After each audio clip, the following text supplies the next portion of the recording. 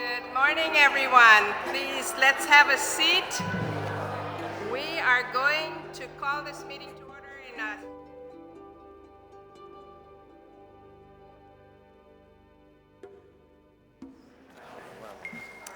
All right.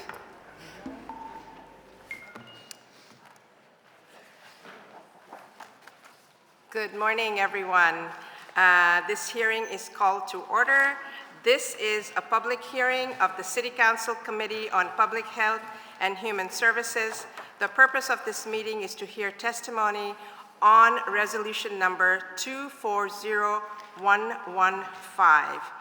I recognize the presence of a quorum of committee members, and will the clerk please call the roll?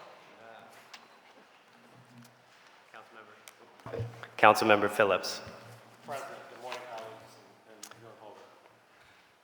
Vice Chair Lozada. Good morning, Madam Chair. Good morning, everyone. Chair Ahmed. Good morning, President. Councilmember Driscoll. Present. All right, so we are very pleased to see all of you here. I wanted to recognize my vice chair here, Councilmember Lozada. All of these folks have more experience than I do. This is my first public hearing for a committee, so thank you all for being here and making it extra special. What I'm going to do now is just give a brief opening remarks, and then we'll get started. Today is International Day of the Woman. So happy International Day of the Woman. Yes. The United Nations has a theme today: to invest in women, accelerate progress, to commemorate this day. And we're going to take that into our hearing today to see that we are doing that for women and all birthing people. France just amended their constitution today to guarantee the right to abortion. They already had fully paid abortion. Here in our country, we're struggling with so much, with our right to reproductive freedom. You've all heard about the IVF dilemma that is going on, spreading across our nation. So we must stand up and fight for our reproductive rights. And this hearing is part of that whole continuum. Here today, we are still grappling with the fact maternal mortality has increased for all women in the last 25 years, and the Black maternal mortality is 3 to 3.5 times more than the white maternal mortality. That's unacceptable, all of it. There is nothing like lived experience to drive the message home about the impact of maternal mortality. I never met my grandmother, who died at childbirth when my mother was 2. I saw how that impacted my mother throughout her life, with chronic health issues and an abiding sense of deep loss from which she never recovered. I convened this hearing today to assess where are we regarding maternal mortality, since a lot of work has been done by many in this room, actually, and others elsewhere. Progress has been made, but we still have far to go. I'm specifically interested to examine the racial disparity in the rates of maternal mortality in Philadelphia. Let me underscore that. Specifically interested to examine the racial disparity in the rates of maternal mortality in Philadelphia. Head on to address the fact that Black birthing people die 3 times more than white birthing people.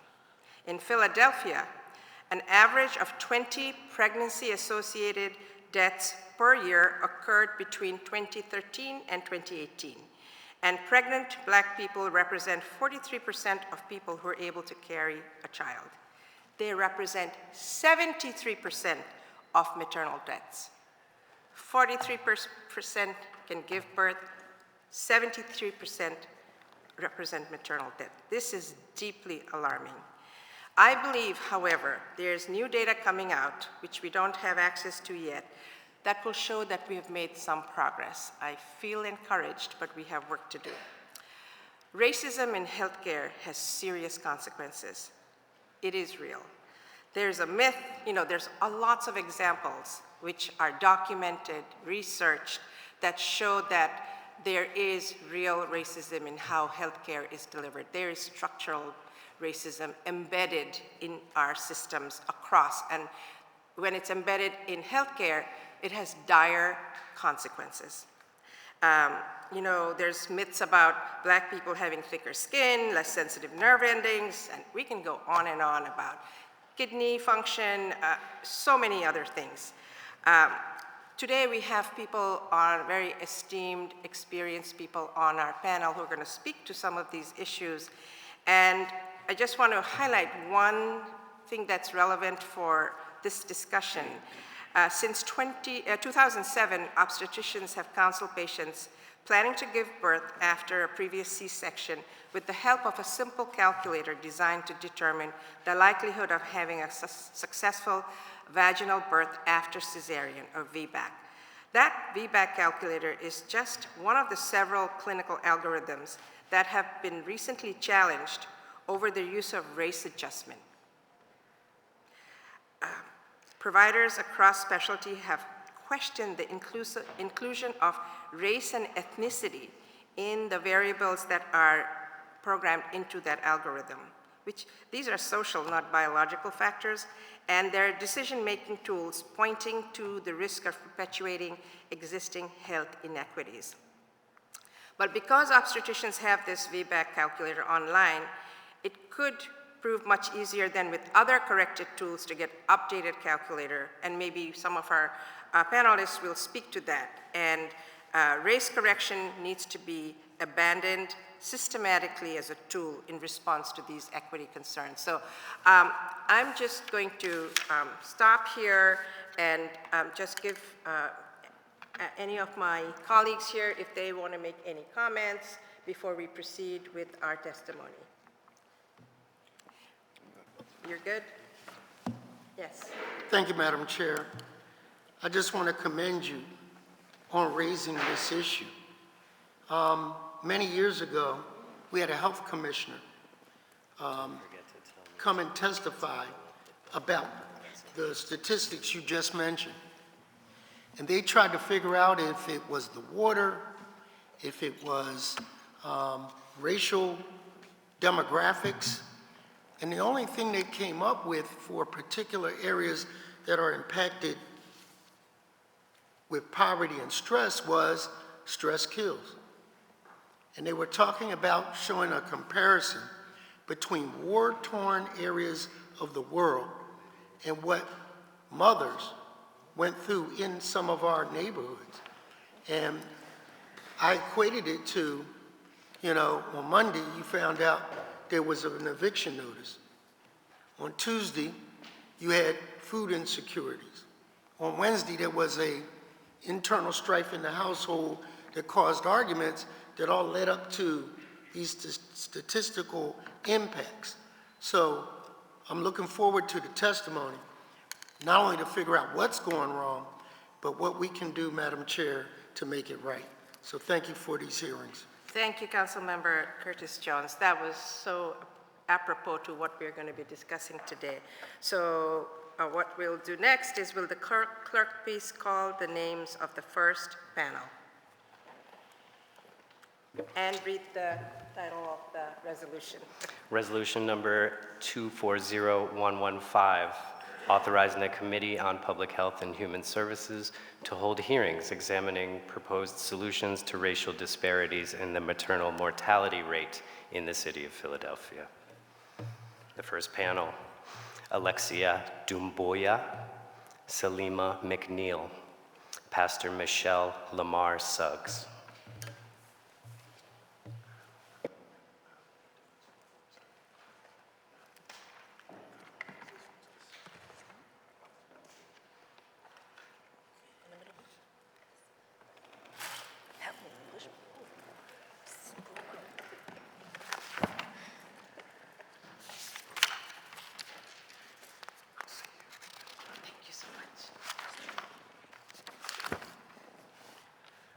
Good morning. Honorable members of Philadelphia City Council. I am Alexia Dumboya. I hold a master's in organizational leadership. I'm a certified doula, serve as servant leader over Enon's doula ministry, and the president of CocoLife.Black. We are a nonprofit 501c3 that works to build a sustainable doula workforce. We serve moms in 3 key stages of pregnancy, postpartum, and compassion for the loss of a child or significant loved one. We support these moms by providing free doula services and free mental health services. It is with a heavy heart that I'm compelled to shed light on the persistent, unjust crisis facing Black moms and birthing people in our city. I sit before you today as a wife, as a doula, and one of my most important roles as a mother. I represent the 16% of people who experience symptoms of depression, postpartum depression, as well as anxiety and psychosis. I also represent that 45% who went untreated. My own experience in this vein almost cost me my life. The challenges endured, compounded by systemic racism, housing insecurity, and social determinants of health, demand our urgent attention and sustained action.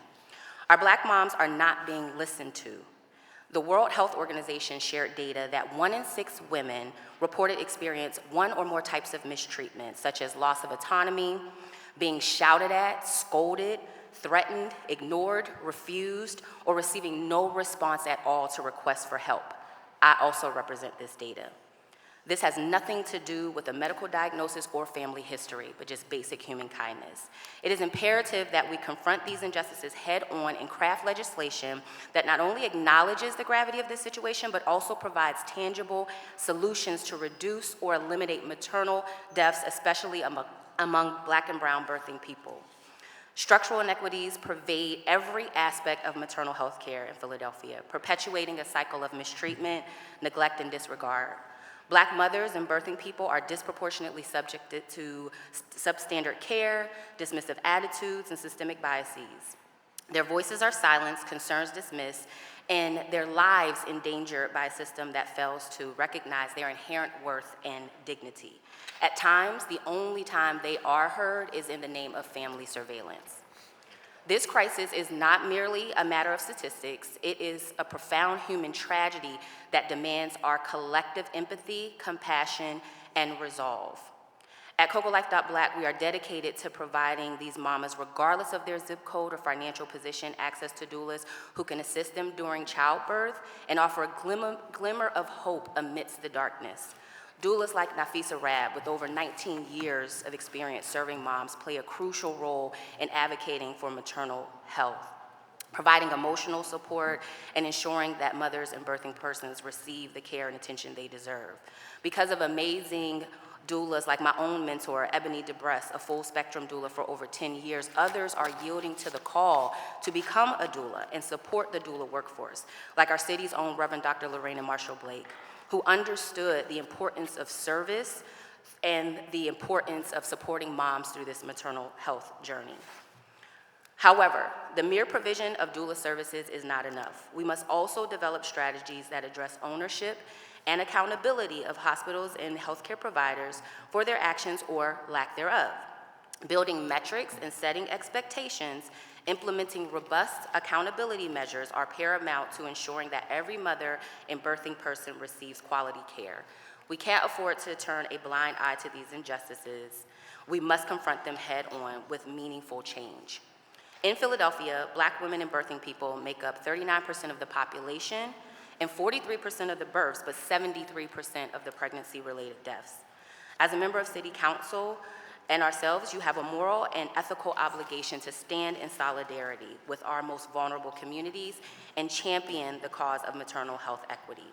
We must listen to the voices of Black mothers and birthing people, amplify their stories, and advocate to address the root causes of maternal mortality and morbidity. HHS Secretary Becerra spoke about health equity by design, which simply means systemic changes with protective outcomes for all mamas. This also means implementing meaningful solutions like the following.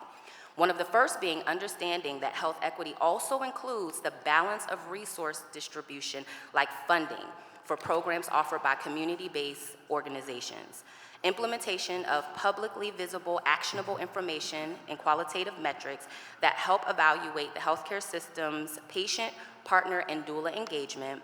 This promotes a culture welcoming of doulas and inclusive of fathers. To quote our partners in Paternal Health Data University, fathers are having a baby too. Continue advocacy for coverage for doula services during pregnancy through postpartum by health plans. Funding for programs to also subsidize these services for moms, including our justice-involved moms. We want to see more investment in women of color-led community-based organizations, like even our own that offers a perinatal health academy for current and aspiring doulas. Launching public awareness campaigns that work in collaboration with health systems, community, and faith-based organizations. We need grantors to offer more patient-centered, action-based funding opportunities. This is often heavily focused on research, but also giving them the opportunity to pilot and see what the result is of these solutions implemented. And make the Medicaid assignment process a lot easier, especially for our doulas and other maternal mental health professionals. In closing, I urge you to heed the call of conscience and take decisive action to address the crisis in Black maternal health. We often quote the African proverb that it takes a village, but our villages, our communities have been disempowered. Let us work together to remove the fences, the structural systemic barriers, and let us craft legislation that reflects values, uplifts our communities, and ensures that every mother and birthing person in Philadelphia receives the care and support they need to thrive. The time for action is now. The stakes could not be higher. Our mothers, our sisters, our daughters, they're counting on us to make a difference. Let's do more than try. Let's yield to the cautionary message even given to us by the CDC and hear her. I always say, I decided to become what I did not have. Who are you becoming as we consider the same for our city? Thank you in advance for helping to build a sustainable workforce for our doula, developing action steps hospitals can take to enhance their engagement and with birthing persons and families. And thank you for allowing your legacy to reflect the important change to come. Thank you. So what we're going to do is have all of you testify in this panel, and then we'll hold our questions till later. And I wanted to recognize my colleague, Ru Landau, who just joined us. She's on this Public Health Committee as well. So thank you for being here. Yes, I did. And we recognized Councilmember Jones earlier. Yes, thank you. It's good. My colleagues are taking care of me to make sure I'm doing everything right. So we'll go to our next panelist. Please state your name for the record and proceed with your testimony. Good morning. My name is Salima McNeil, and I'm the Executive Director and founder of Oshun Family Center. Thank you all for hosting this hearing and allowing us to tell our stories in hopes that we are able to move things in a way that feels just for the population of people that we serve. Today, you're going to hear stories from a lot of people like myself who started organizations like Alexia to be a solution to the problems that we've encountered. However, I also sit here kind of pissed off because we are yet again talking about another way to have a solution to a problem we already know what the issues are. And when I think about a great usage of time, I also think about how we should inform another committee to and then talk about the issues regarding Black maternal morbidity and mortality and move collectively into a solution action-oriented task force to start funding and providing those supports and balances of resources to organizations that are already doing the work. We already have the solutions and we need your support to continue to fund those things so those families are impacted. I come to you wearing several hats. I'm a reproductive psychotherapist here in Philadelphia. I've also founded this nonprofit organization in 2018. I'm sitting at this table specifically because of Ms. Nina Ahmad, now council member, because 5 years ago when I told my story in another room, she said you should be here at a hearing that was hosted by State Rep. Morgan Cephas down at St. Joe's University. And with joy in my heart to be here again to also share this story is also with the same dismay because we're telling the same story over and over and we are 5 years later and still in the same space. I am also a maternal health researcher and I come to that research space without a doctorate degree but also with the passion that I need to make sure that the clinical trials that are being served and done on Black birthing bodies are formulated and curated by people who look like us. Our diversity, equity, and inclusion efforts are under attack. And when we look at how that impacts the racism that Black families face, it is paramount. We work within these health systems. We have doulas in there that aren't treated well, and we are working for them to get better treatment. We're working for birthing families to get better treatment. And all of that comes down on multiple levels. I'm also the curator of the Maternal Wellness Village, which is a collective of Black birth workers who was formed in 2019 to be on the front lines of tackling this issue. Because you look far and wide for experts to sit on your panels, you look far and wide for people to share their stories, but we're all here. And we're here telling those stories in hopes to make shift happen because people's lives depend on it. I also come to you as an overall disruptor, and I'm gonna let you know how I feel and why I feel those things, because as we are servicing those families, it is us on the direct lines providing those services. So who heals the healer? When we are all stretched to be here, to leave, to go run the business, to come back and, look at legislative pieces to give feedback on what the verbiage should be, and where are all your constituents?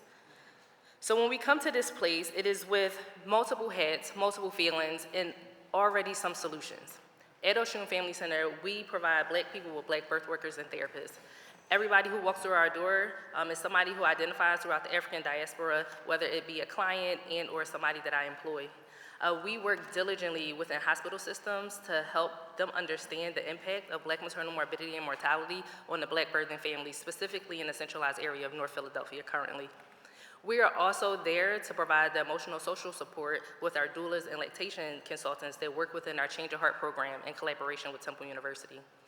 All of that is the inception of 10 Black women sitting around a table at a cafe in West Philadelphia in 2017.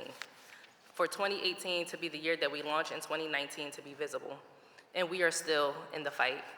When I look at where we are going now, sometimes it feels stagnant, but I know that you all can support to move things forward in a way that feels honorable to the families that have been impacted by the Black maternal mortality rate. I've been very specific about not sharing my story today because I believe most of you have heard it, and I don't want you all to have the pulling heartstrings of another Black woman sitting here telling you how I was impacted by the injustices in the health system. We know that it's wrong. So as we move forward, I think we can bank the stories that we do have, that our ancestors have already led the way to do, and build on that. So my challenge to you all and everyone else in the room is to move from a place where we are sitting and listening and being in community with one another in this way, and to move to be action oriented. How can we shake, how can we move, how can we implement these legislative packages and get them passed on the floor? Working on the Mommy Bus with State Representative Morgan Cephas' office, and we are introducing another bill that was already shot down twice. How is that a good use of our time? How is that a good use of the families that we need to support? So I'm here today to charge you all to move instead of listen, to shake instead of watch, and to also join us in the fight that we do every single year, day by day, to move things forward. Black Maternal Health Week is coming up, and we have been lead organizers, the three of us that you see sitting here with a few of us that are behind us as well, every single year to raise awareness, and we are doing a very good job at doing that. Because y'all aware, right? Okay, as long as we know. So again, my name is Salima McNeil. Thank you so much for giving me the time and opportunity to express those things to you. Not a testimony in its traditional sense. However, I want you all to know and understand that there are programs out there that are doing the work. We need a balance of resources, we need funding, and we have solutions to the problem. Thank you. Thank you, Salima. Appreciate that. We'll go to our next testifier. Good morning. I am Michelle Lamar Suggs, certified nurse midwife here in Philadelphia at a large health institution. Today, I bring a unique perspective as a clinician serving at a major health institution, committee member on the Philadelphia Maternal Mortality Review Committee, pastor of a local church, and founder of Royal Generation, a nonprofit organization aimed at improving social determinants of health by providing things women need to thrive, not just survive. In Philadelphia, women, but significantly higher rates, Black women, are dying senselessly at the hands of those individuals and institutions who have been charged to protect and save their lives. The sentiments echoed when caring for Black women is that hospitals are as triggering to them as police stops for Black men. They often let out a sigh of relief to have a provider of color who they can racially identify with, which brings them comfort. But for me, this is a burden. Being the first Black midwife of 30 years of a major health institution is quite disparaging. In general, by health systems across the city, their voices are being silenced, concerns are not being affirmed, they're being treated as second-class citizens, and leave our hospitals feeling as if their bodies are broken. We all know that Philadelphia is the poorest of the nation's 10 largest cities. Every single day, women struggle to feed their families, lack quality education, have limited or no housing resources, often live in the worst zip codes that are poorly funded, lack safety, have fallen victim to substance abuse, lack transportation to attend prenatal appointments, suffer silently from impaired mental illnesses like debilitating anxiety and depression, are forced to make decisions to return to work immediately postpartum, or at risk of losing their minimum wage jobs that are not nearly enough to provide for their most basic needs. Is this the reason women in our city specifically are dying at record rates? Or specifically, you may be asking yourselves, is this just an injustice limited to the impoverished? Of course not, and here's why. And we have data to prove it. Black women in even the wealthiest of neighborhoods do worse than white, Hispanic, and Asian mothers in the poorest areas. Black mothers who are college educated have worse outcomes than women of all races, but especially white women who have a high school diploma or less. Is this a problem limited to people who have risk factors? No. We know that obese women of all races have better birth outcomes than Black women of normal weight with no other risk factors. Most are quick to make hospitals the major culprit for maternal deaths in our city, but the data shows us that this may not actually be the case. And we know that numbers don't lie. While a subset of women die from complications like hemorrhage, cardiac disease, and other medical conditions, it also shows us that most women are actually dying between 6 weeks and 12 months after leaving hospitals. So what does this actually mean? It means, and we have the data to support it, that large populations of women in our city are dying as a result of gun violence, by homicide or suicide, dying of drug overdose, dying because they are victims of intimate partner violence, dying to the effects of a mental health diagnosis, and a large majority of these deaths are preventable. We don't need to be convinced of disastrous effects of the crisis by hearing more grueling statistics affecting women surrounding birth. We have been trying to fix the symptoms of this crisis, but have turned a blind eye to the root causes. The roots of racism, the roots of classism, and gender oppression. Unless we agree that symptoms are broken, we can never fully, optimally function. We must assure optimal birth outcomes for all people with a willingness to address racial and social inequities in a sustained manner. There must be equitable distribution of money, of power, and resources at national and local levels, with our most vulnerable populations being made priority. So what should we actually focus on?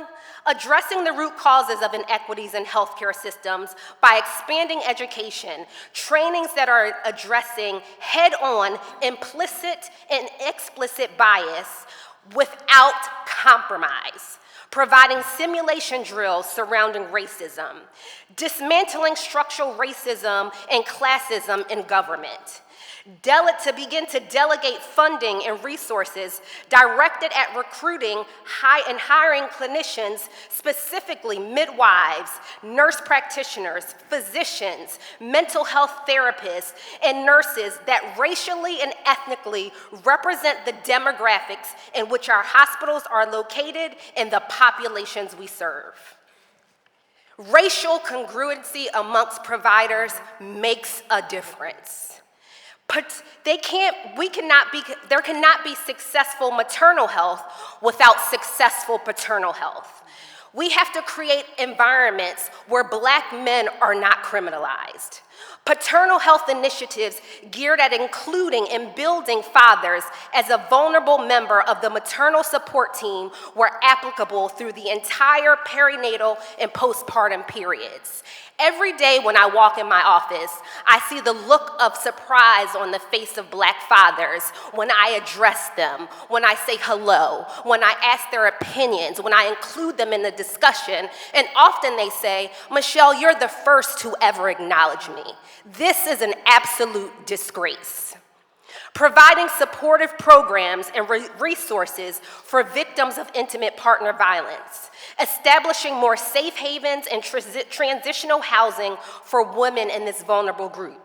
We need to expand access and care surrounding mental health and substance abuse. There is no reason that in this industrialized nation that women are waiting 6 to 9 months after expressing attempts of suicide to take their lives. Expanding access and increasing funding for safety in the most vulnerable zip codes first.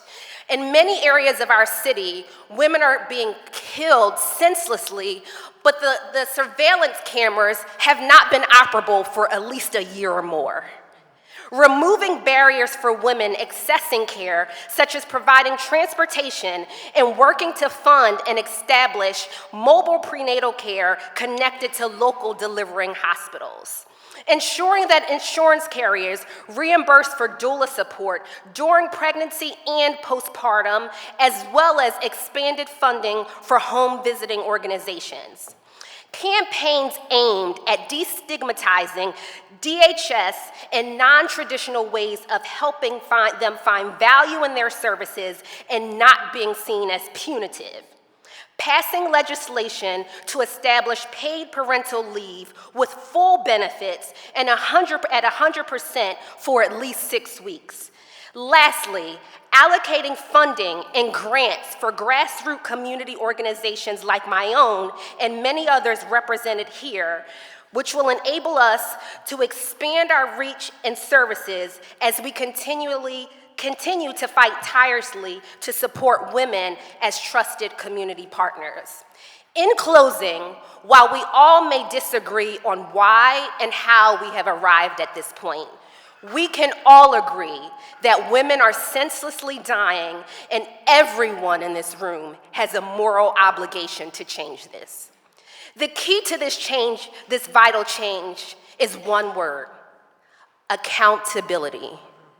Accountability on the front lines in healthcare institutions, accountability for lawmakers, accountability for insurance companies, and accountability for community stakeholders. I am confident that together we will make the needed changes on all levels to bring about sustainable, meaningful, and lasting change. Thank you. Thank you so much. I deeply appreciate all your passion, all your work. This panel is representing years and years of work and investment that you've made, and now it's time for all of us to work with you. So I'm going to ask if there are any questions from our panel before we let you go. Yes, Madam Vice President, Vice Chair, President. First of all, I'd like to say thank you to each of you for coming here today and for sharing your stories with us, sharing your work with us.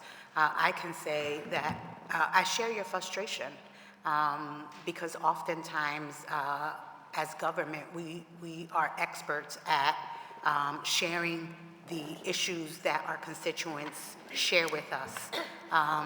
And we can legislate and legislate and legislate, and at the end of it all, it always comes down to money, right? How much money are we willing to put towards a particular initiative or towards a particular group? And it takes us some time, right? You guys had started talking about this particular issue in 2018, if I'm hearing correctly, right, in a cafe somewhere. But I'm sure that this has been an issue that has been discussed amongst you for a really long time, and here you are, 2024, and we're still having the same conversation. And so, for me, I am excited to hear the rest of the panels that will share information with us. I know that State Rep Morgan Chiefis has done a lot of work in this, and so I'm really looking forward to continuing the work alongside her and her colleagues in the State House to figure out how we really get to work. How do we put action behind the conversations that we're having here? And how do we seriously start to identify those dollars that are necessary to be able to end the loss of another person in our community? So thank you so much again for sharing your stories. I look forward to continuing the conversation this morning. Thank you, Councilmember Lozada, and I recognize Councilmember Rulandau. I also just want to thank you so much for sharing your words, for sharing your stories with us. It means the world, and I promise you this: we've got a new council, and we've got a new administration, and we've got a lot of energy of folks who are looking at things in different ways and prioritizing things differently. Nothing is more impactful to me right now than hearing the three of you talk on International Women's Day, to put the charge into us, to know how sincerely you are doing the work and how hard it is on the ground, and how we collectively have to come up with solutions for this. This is not even something, obviously, that came about even 2018. Obviously, this has been going on for so long, and we must end the systemic racism, the systemic misogyny, the sexism, and everything that's going on in our healthcare system in order to make sure that women are being treated equitably, that we are making sure that we are caring for our Black and brown mothers and residents of Philadelphia. I just came from giving a keynote speech at a big company that does a lot of technology and biotech work, and I'm seeing how much in our current roles we're reaching out to meet people in various other sectors of this city. I'm somebody who's a little more like you. I'm a little community-based, little legal services, public interest person, but as we meet these folks who say they want to be connected and they want to help, I can't wait to make those connections. If that's part of what we're doing here, along with the funding of connecting them to you so they can help fund, so they can help work on this, so they can come up with the technology that you need in order to further your work, I can't wait to do it. We're rolling up our sleeves, and thank you so much. Thank you, Councilmember Landa. I want to recognize Councilmember Bass, who joined us. You know, I actually, before I was in council and I was a member of the National Organization for Women, I testified on your hearing that you had in 2019 before the pandemic. And so much was structured then, and then we had this big break that took us, you know, we're still recovering from that. And so I want to thank you for what you did, and this is, I'm really, you know, this is a relay race. There's other people in this room. I'm a State Representative Morgan Cephas. I spoke to Rep. Gina Curry this morning. She's not able to join us. Rep. Latasha Mays, she's, you know, another person all the way on the western side of Pennsylvania. There's a lot of people who have done good work, and there's others I'm not mentioning now, but who have been doing this. So I think this relay race is continuing till we pass the baton to the last leg. We're not done. So I wanted to see if there were any other questions. I do. Yes. I yield, but come back to me. Oh, Councilmember Bass, did you want to say something? Well, you know, I will say just briefly, my apologies for being late. I had a funeral this morning. But I will say that, you know, there are, two people that I have something in common with, two famous people, Beyonce and Serena Williams. The thing I have in common with those two women is that all three of us had preeclampsia during pregnancy, which is, you know, obviously a very serious condition. And it doesn't matter necessarily, income level or status or, notoriety or any of those things, education level. There is really something, not right with the way mortality, maternal mortality is handled and maternal health care is handled in this country. And so we can do better. We've been saying for a long time, we can do a whole lot better. So I look forward to working with the new chairwoman, to advance this effort. So thank you so much. Thank you, Council Leader. I recognize Councilmember Curtis Jones. Thank you, Madam Chair. I want to move this from an adjective to a verb. What do I mean by that? I'm going to ask a series of questions. Feel free to jump in. Do the insurance companies fund what you do? No. Okay. Have we sat down with the insurance companies to ask the question or get it answered? Why? Yes. Yes. And what is their response? I know that there is progress that we are making actively, because a part of the challenge is in the state of Pennsylvania, like many other states, and I'm going to speak specifically to the coverage for doula services, is not 100% clear on how to cover those services based on the track that is taken to educate and train. So one of the programs that we are actively working on is building that out. So when we put together our curriculum program to certify and train our doulas, we built a task force. We included disciplines that are represented even in this space, including at the table. And so one of the things that we did was that we want to lead in what that discussion looks like to build the certification requirements, not that they don't exist right now, but helping to build a coalition that comes together to influence that. Because one of the things that also happens is there's a lot of organizations that get undermined or ignored because of larger ones, and they don't necessarily look like us, and so the ones that we are running are pushed to the wayside, and so we want to be a part of sharing and what it looks like to help train and prepare those doulas to serve. Based on that track, we believe that it's going to help to fund a lot of these programs that insurance companies can provide services. So I have background in healthcare administration. So I understand the process and how those procedures go. And so that's one of the tasks that we are currently working on to help be able to fund coverage, or provide coverage, I should say, for doula services. And part of that comes with developing a track of certification and continued education that health insurance companies can get behind, because they know what steps they've taken to prepare themselves for this role. So From my a colleague here knows what disparate impact is. And if this is disproportionately impacting a group of people, there is reason and rationale to hold them accountable for their lack of fairness and their impact of discrimination. That's number one. I'm sorry I interrupted. Yeah, Please continue. That's okay.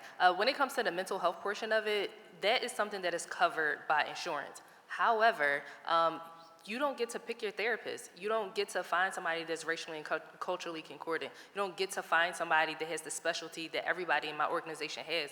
So all of our therapists, even from our front desk staff to our directors, are all trained in perinatal mood and anxiety disorders to be able to understand and know what the presenting issue is, so we can curate our services to them. However, one of the barriers is the hoops that you have to jump through for the reimbursement that's almost not worth it. The time spent to get the reimbursement exceeds the amount that's going to come back in a way that actually serves a positive purpose for organizations like my own.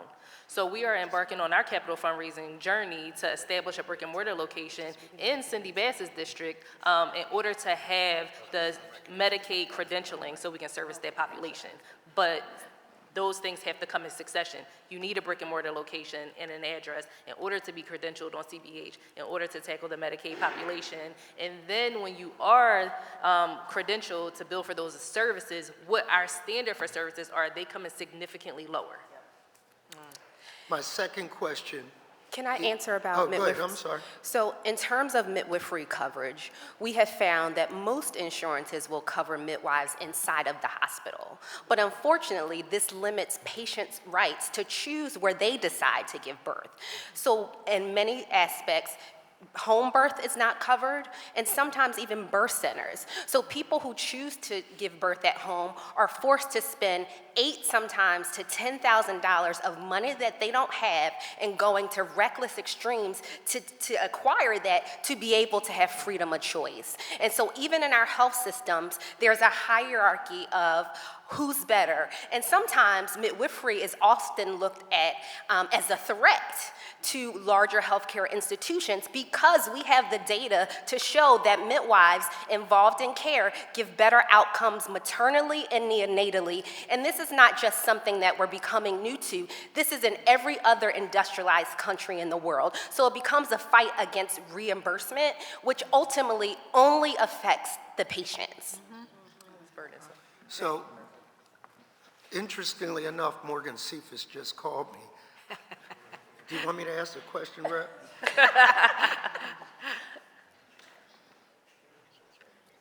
All right.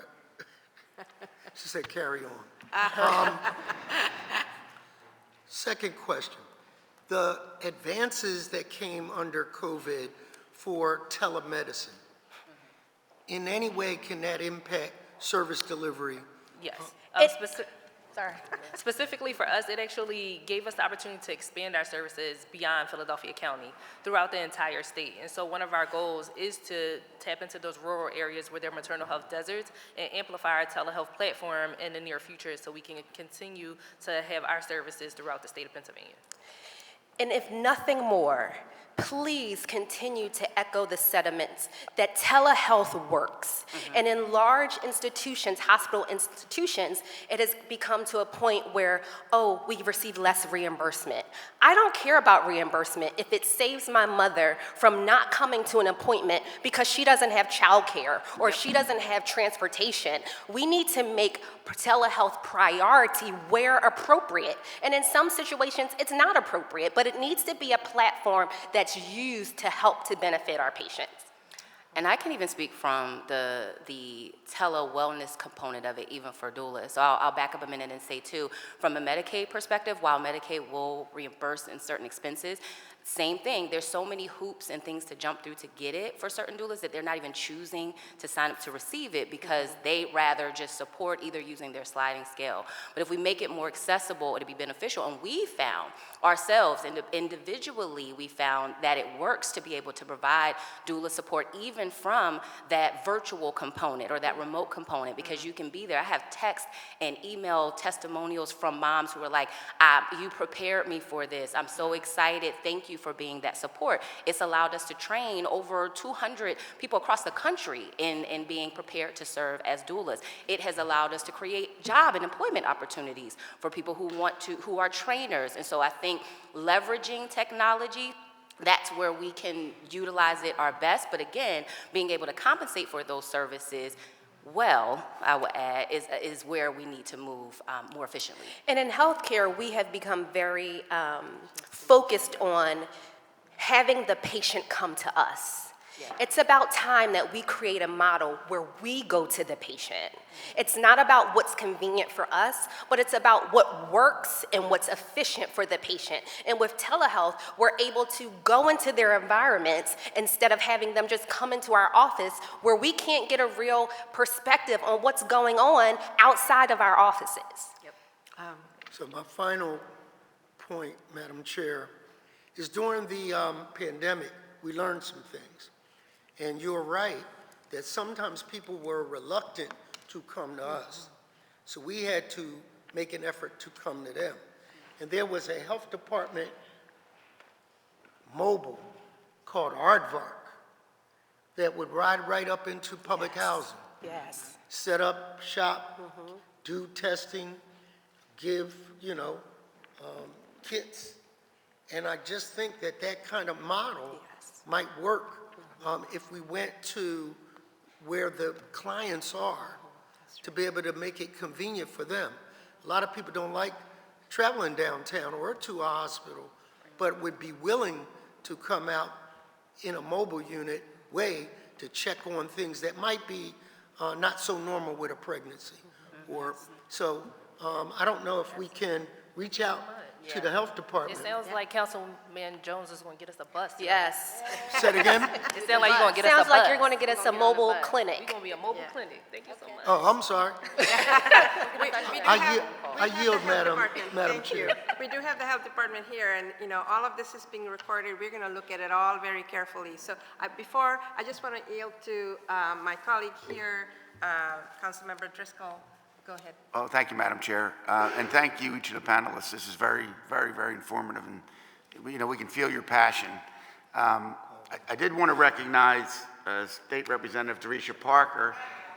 I had the honor of serving with Derecha in the House of Representatives, and you had an advocate up there for women's health issues. And I think it's, as Councilmember Landau said, I think it's appropriate, and that she highlighted that you guys are actually here today on International Women's Day. So this is I don't think that's a coincidence. I think maybe we're getting some higher powers in here today. So Ms. McNeil, just a quick question. You referenced a state bill that failed? That's, Is that, whose yes, bill? Rep. Morgan Cephas has a bill around implicit bias, I believe. And Okay. we're going to talk about Yeah, I'm going to pursue that. So thanks for highlighting that. Yes. And thank you again for your being here and your testimony. Thank you so much for your testimony, and this is just the beginning. Thank you. And I just wanted to take a minute to recognize again Rep. Derecha Parker. She just was able to get $250,000 for menstrual products for the state of Pennsylvania, and I want to really highlight that and thank you for the work you did. You know, as they said, you have to put your money where your mouth is, and that's what you made happen. So I thank you for that. Clerk, if you would call the next panel. The next panel is David Jaspin, Sindhu Srinivas, Diana Montoya Williams. Yes. Chair, yeah. First she was going to send her staff, but then she Chair, I'll be listening from my office. Okay, thank you so much for these great questions. She helped you open your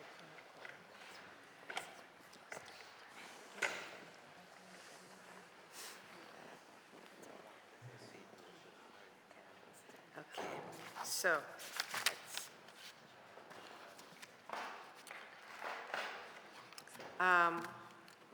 we good? Great. Okay. Good morning. Thank you so much for being here. Please state your name and provide your testimony. Good morning. My name is David Jaspin. I am the chair of obstetrics and gynecology at Einstein, Jefferson Einstein Hospital in Philadelphia, and Jefferson Einstein Hospital in Montgomery. I'd like to start by thanking you for the opportunity, but I'd also like to recognize the passion, commitment of the prior panel. Their words and emotion rang deep inside of me, and I'm sure everybody here. It is through the collaboration with all groups across the city, state, and quite honestly, the nation, that we will begin to continue to make changes that are necessary. We're not going to change it today or tomorrow, but we have to also, I think, recognize the work that we have been able to do, and so that we're not stalemated by the fact that we're not getting anywhere, because we are making progress. These meetings and opportunities to sit before council and others provide us the platform to show that if given support and when given funds, change can happen, but not quickly and not slowly, and it can never stop. While the issue of maternal mortality remains significant, the tremendous leadership of the city from Dr. Asta Mehta, bringing together there's only 5 hospitals in this entire city to deliver babies. That's it, 5. Remember that not too long ago, there were 19. There are 5. We all work together with all of our efforts to bring care to patients that can be enhanced. Are we where we want to be? By no stretch of the imagination.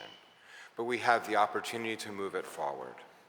And it's through the leadership and collaboration with people in this room today that it should be, no matter what hospital in this city a patient presents at, their care is equitable, inclusive, and safe. We're not there yet. We have made significant achievements, though. When we sat before this committee in 2019, there was broad recognition of areas of concern that were raised just previously and the data supports. Factually, most people who have outcomes that are less than desirable don't have those outcomes inside the walls of a hospital, but they have them outside the walls of the hospital. And previously, it was a question: is the healthcare environment, are the healthcare hospital systems supposed to take care of those cultural related concerns? Now the answer is yes, we are absolutely supposed to, and that's a stride that has to be recognized. It is very recent that people are even screening for social determinants or health-related social needs. The screenings are not the answer. The recognition of what those screenings bring forth provide us the opportunity to build programs that meet patients' needs, not that we in an ivory tower decide that patients want. Some of those things are recognition of the absolute requirement for doula services, the absolute requirement that there should be better enhanced midwifery care, the absolute understanding that there should be culturally congruent care. And just to take an aside for the culturally congruent aspect, we have to start early, elementary school, junior high school, to give people the opportunity to see themselves in these positions. The opportunity and the pool of recruitment for people who would be culturally congruent is not large enough. And we are responsible, and we can own that responsibility to enhance that opportunity for people so they can see themselves in these roles. That's decades of work, but that's where, in my mind, it needs to begin. Some of the work that we've done is to enhance the opportunity to screen for and provide service and counseling for intimate partner violence. But quite honestly, how do we do that? By a wing and a prayer. If I don't have a grant to do it, I don't get any reimbursement for that. It's not funded. Patients are at risk every day, and I am at risk every day for not getting that grant renewed. And if that grant is not renewed, I don't know how I would fund the services that patient needs. And when I say that service, I'm talking an individual, one person for all of our system. That's not enough, but it's the best that we can do because I rely on grant funding. Through work that people sitting next to me had essentially started, Dr. Sindhu Srinivas and the Penn team, the Heart Safe Motherhood opportunities that create the ability for patients to screen themselves through AI technology for their postpartum hypertension just became funded by one company. But it was only through completely dedicated grassroots efforts that we were able to get to that point. It wasn't just, oh, we should fund it. And my point to the insurance company was, I would bet if it was a cardiac monitor for a male patient, I wouldn't even be on the phone. Yeah.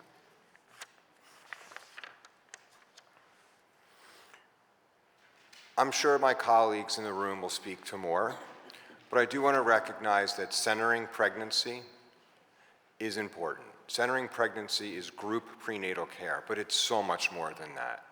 I wish I could sit before you today and tell you we've published unbelievable work about how centering has made differences. Sadly, I can't do that because the data doesn't support it. But what centering pregnancy does, and we know it, is it creates cultures and communities of people who support one another. It enables us to help our patients to understand healthcare, healthcare literacy, and most importantly, learn to advocate for themselves and for their families. Centering, again, grant funded. If I don't have the funding to support it, potentially all of the resources that go towards centering would just go away. In other states, in other cities, there is enhanced reimbursement for all of the work that goes into centering. Not here and not today. I will close by saying that all of us are committed to this work. And this is work that can't happen in a silo, and this is work that must happen every day with every patient, with every single patient interaction. And I'm not even sure it should be with patients. People walking through the halls of the hospital or walking towards the office have to be engaged and understand that this is a safe place and they will be heard. Thank you for the opportunity. Thank you very much for that. We'll go on to our next testimony. Please state your name and proceed. Good morning, and thank you for the opportunity. My name is Dr. Sindhu Srinivas. I'm a maternal fetal medicine physician at the Hospital of the University of Pennsylvania. I'm a practicing OBGYN and MFM specialist and also the Vice Chair for Quality and Safety and the Associate Chief Medical Officer at the Hospital of the University of Pennsylvania. And today I'm here in that capacity and also as President-elect of the National Society for Maternal Fetal Medicine, and probably most importantly, as an actively practicing maternal health care provider. I've been providing direct care for people with complicated and uncomplicated pregnancies in Philadelphia for over 15 years. And as providers, my colleagues and I, and our community partners that you heard from on the first panel, and the colleagues next to me, and many of the colleagues across the city and the state, are really driven to develop these solutions together, not in silos, but collaboratively, to really impact the maternal health crisis. The patient that expresses fear of dying in a pregnancy because she's a patient of color, we hear about that in our offices. The patient that states during a postpartum visit that she didn't feel heard during her visit or during her care, we listen to that and we hear that, and we're trying to think about what are the solutions and the strategies to fix that. And the patient that expresses gratitude for the incredible teamwork that she experienced when she had a significant hemorrhage. All of these experiences that we as providers and interactions we have with our patients, they drive us on the hourly, minute-by-minute basis to really strive and drive us to do better and strive for that excellence.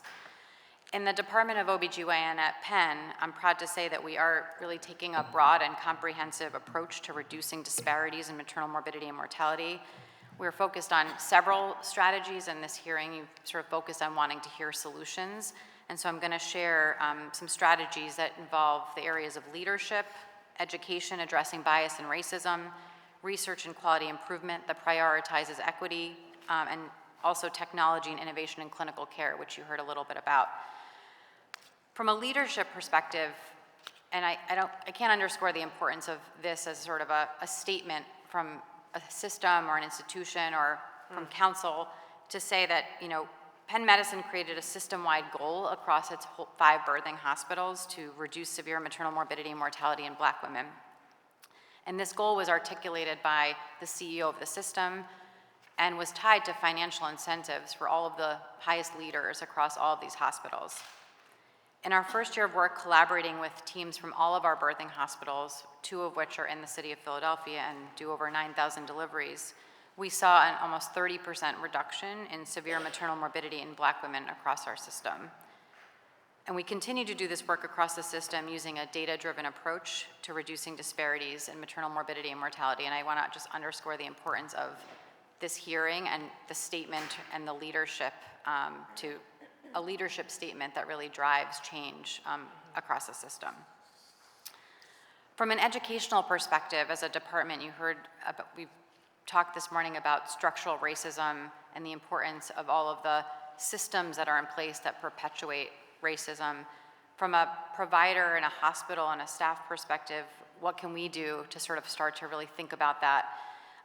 We have taken on several educational initiatives, interdisciplinary department book clubs focused on anti-racist foundations, implicit bias trainings, additional educational sessions, grand rounds, and actually launched a narrative-based reporting and response system called Lift Every Voice, which allows for staff and others to report when they observe racist sort of behaviors. And these initiatives have really led to more open dialogue about the role that racism plays and bias plays in these disparities that we're observing. And that open dialogue and the conversation has really been foundational as we strive to improve maternal outcomes. From a research and equality perspective, we have several nationally funded research studies addressing disparities in maternal outcomes, including a large NIH-funded trial that aims to just started enrolling 2,300 birthing people of color across in our 2 hospitals in Philadelphia, with the goal of evaluating the impact of a comprehensive, coordinated approach to social determinants of health and the role that will play in reducing maternal morbidity and mortality through 1 year post-pregnancy end. And last year, the Penn Department of OBGYN was awarded the inaugural March of Dimes Research Center for Advancing Maternal Health Equity.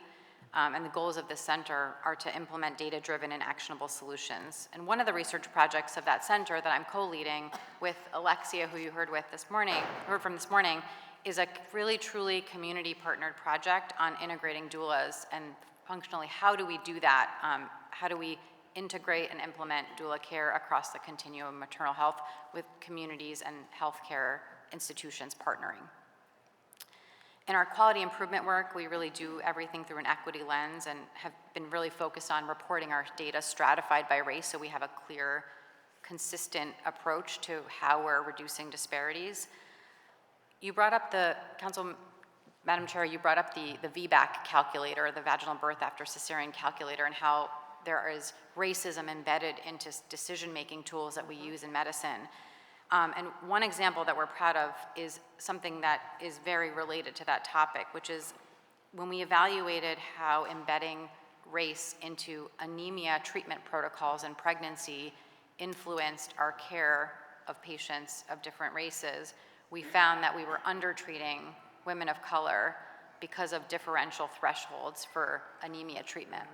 And our group actually evaluated that and published and actually have been able to change the national guideline around anemia treatment in pregnancy for women of color, really changing the way in which we're doing that. So it's sort of an example that, to your point of how we need to systematically dismantle some of these institutional calculators and other things that have clearly perpetuated mistreatment of different conditions.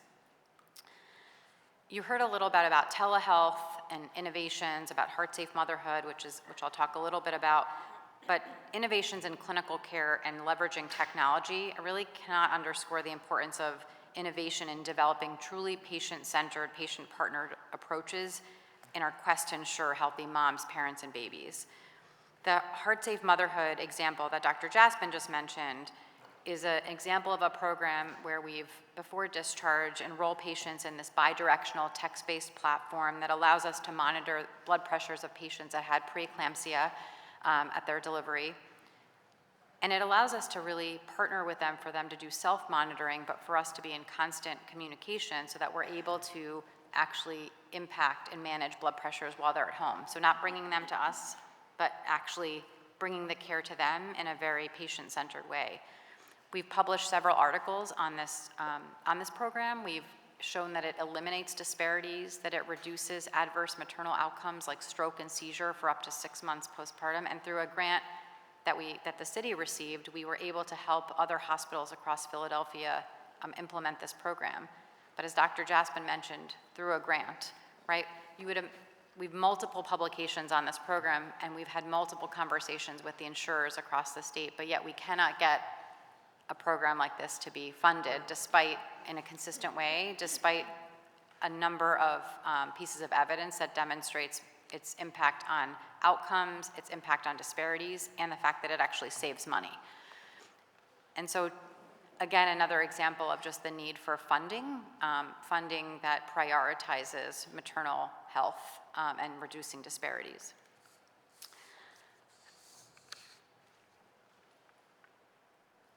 We have some work that we've done on workforce diversity, as well as community partnerships, and I'm happy to answer any questions about that.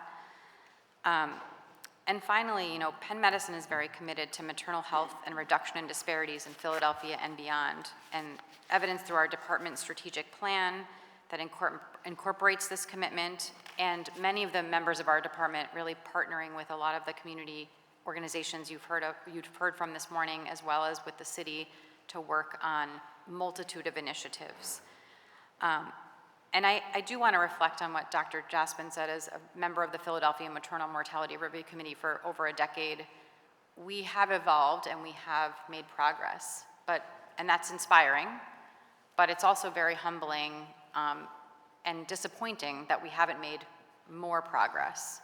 And so we're here because we have the people, we have the collaborations, and we have the desire, but it's an underfunded area, and we need the commitment to move forward and progress, even make our progress happen even faster.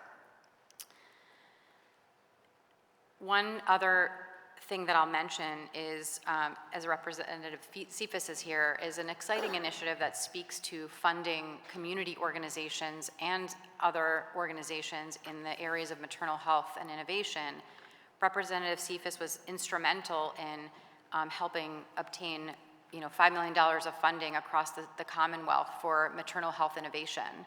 And I'm co-leading the grant review committee to review a lot of these grants that are coming in from across the state. Many of them are in Philadelphia, and reviewing this to fund these amazing programs that are community-based programs, as well as some from healthcare institutions, to really truly accelerate maternal health innovation. And that's the kind of work and support that we need to continue to fund programs and develop and discover new programs that could be implemented and scaled.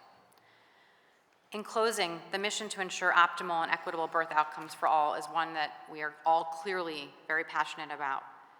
No woman should go into pregnancy fearing a significant complication or death. And having a child should be a joyous time, but far too often complications arise, and these impact not just the patient, but their entire family and community.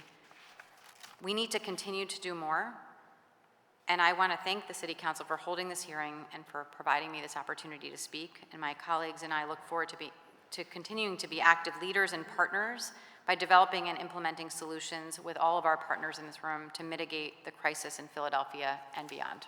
Thank you so much. Thank you. We'll go to the next testimony. Good morning. Good morning, Chairperson Ahmad, Vice Chair Lozada, and members of City Council's Committee on Public Health and Human Services. My name is Diana Montoya Williams. I'm an attending neonatologist at the Children's Hospital of Philadelphia, a researcher at CHOP Policy Lab, and an assistant professor of pediatrics at the University of Pennsylvania School of Medicine. It is such an honor to be here today. Thank you for this opportunity to testify. As a neonatologist, or as my kids call it, a baby doctor, I have the privilege of taking care of infants in the neonatal intensive care unit. And I'm here because my patients are directly affected by the ongoing maternal morbidity and mortality crisis. As we know, maternal health is infant health.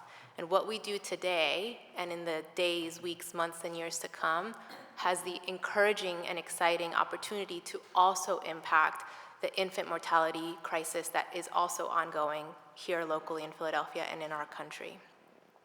I know this committee is very deeply aware that the maternal mortality rate continues to decline in other high-income countries, but here in the United States it is rising.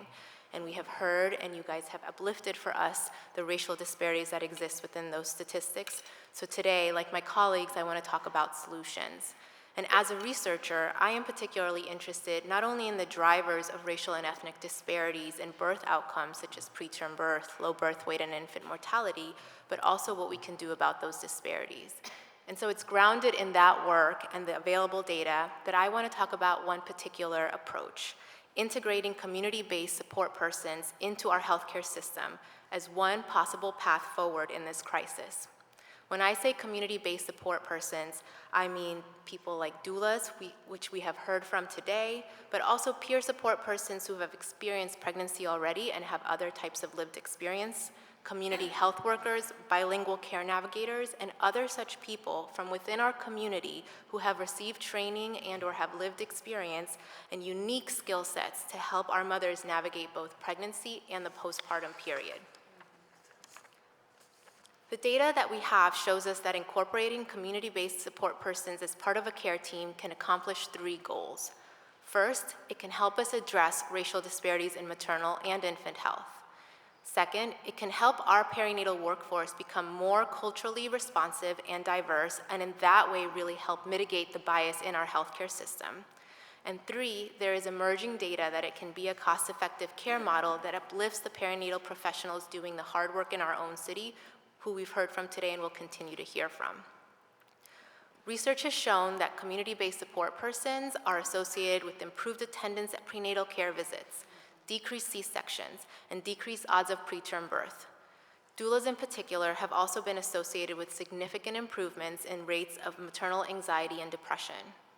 I'm also very excited about data from a randomized controlled study that's conducted in the NICU, that's being actively conducted in the NICU at the Hospital for the University of Pennsylvania, which is one of the NICUs I work in.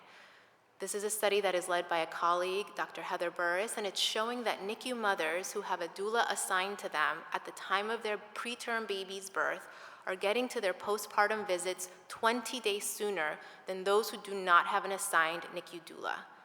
This means that for that very high-risk group of mothers, having a doula in those early days during an extremely traumatic period of their life can lead those moms to having a 3-week earlier and potentially better chance at a life-threatening physical or mental health problem being recognized and addressed.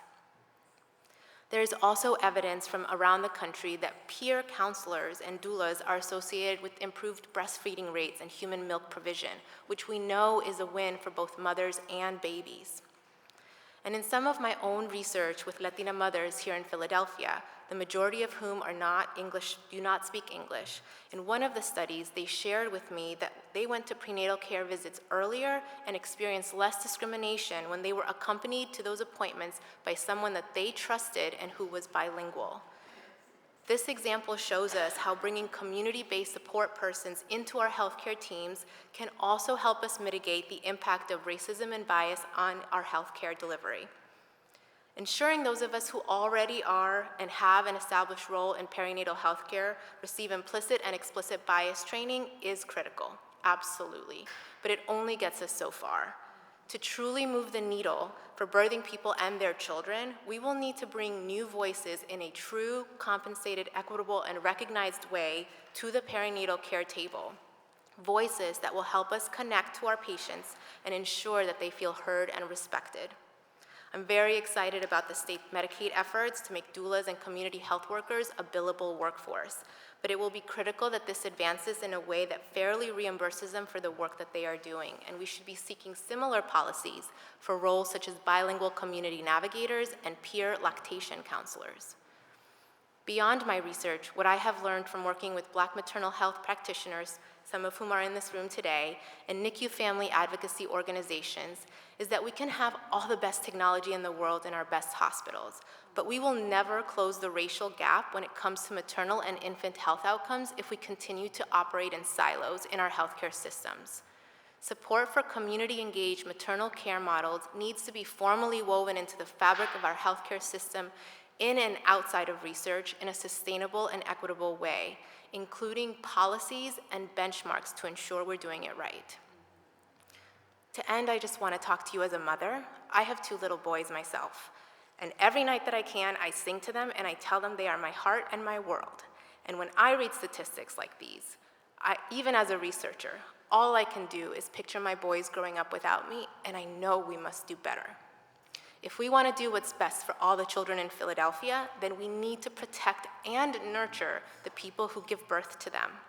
And as a doctor and researcher, I firmly believe that we can make progress towards that goal if we take a more expansive, holistic approach to who is on perinatal healthcare teams. And on behalf of myself and CHOP, I sincerely thank the Council and the committee for the opportunity to testify today, and I'm available for questions. Thank you so much. I appreciate that. I'll take the privilege to ask the first question, and then we'll move to our Vice Chair. I think this was Dr. Srinivasan who mentioned, I'll be just very specific because we're, time issues. Let me just find my, you said that you were providing incentives, monetary incentives to improve outcomes. Did I hear you correctly? Can you explain what that means? Sure. I think it was in the sort of context of our system has quality goals, metrics, and severe maternal morbidity and mortality in Black women was a goal that was elevated to one of our system-wide goals by our highest health system leadership. And those goals are sort of show a commitment from this institution to that being an important metric to be watching and to be trying to improve.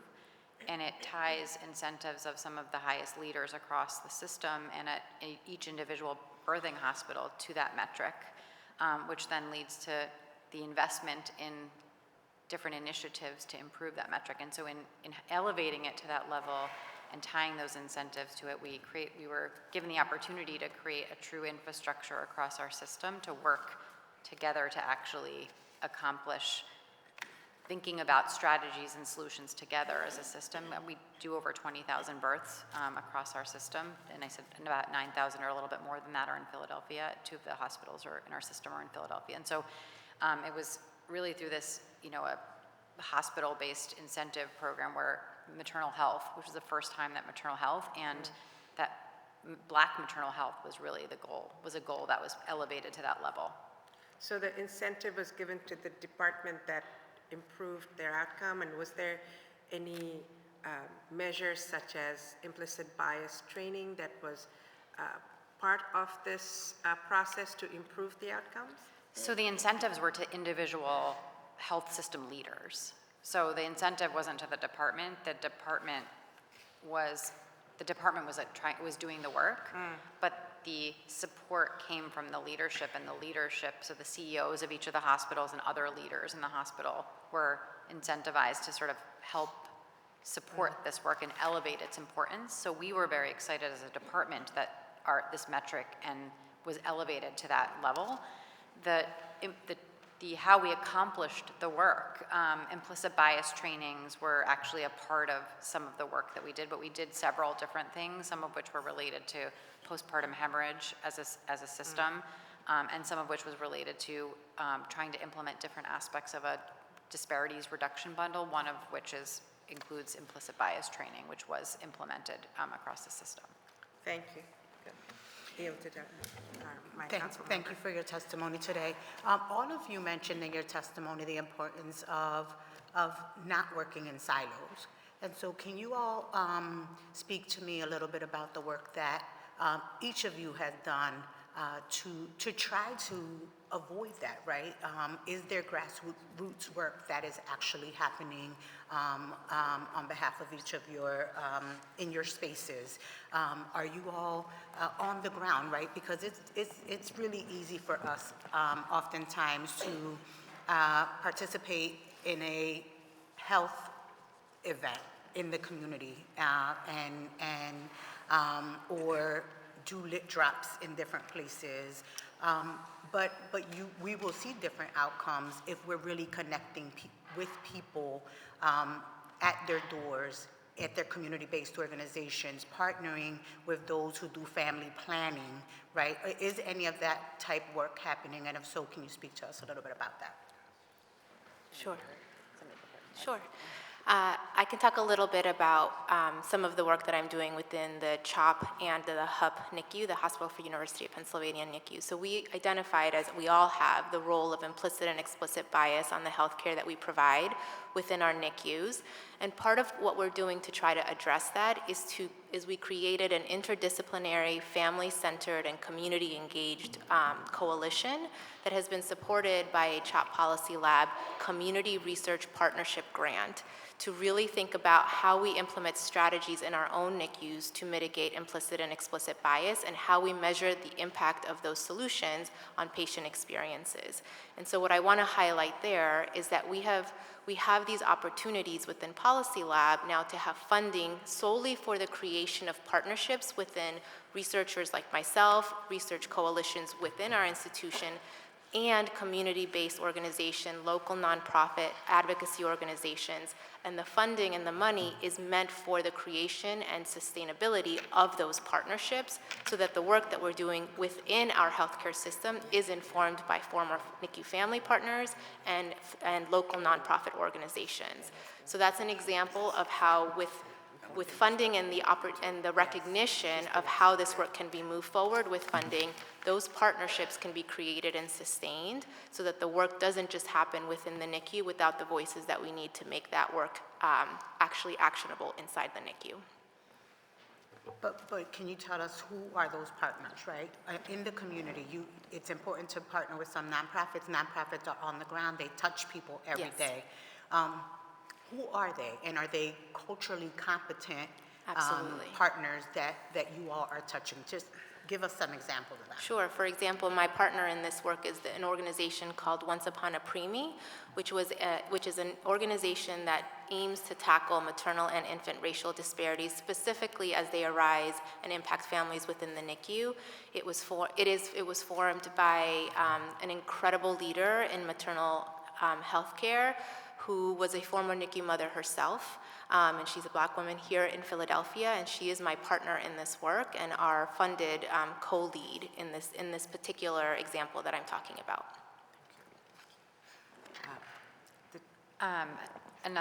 It's a really important question, and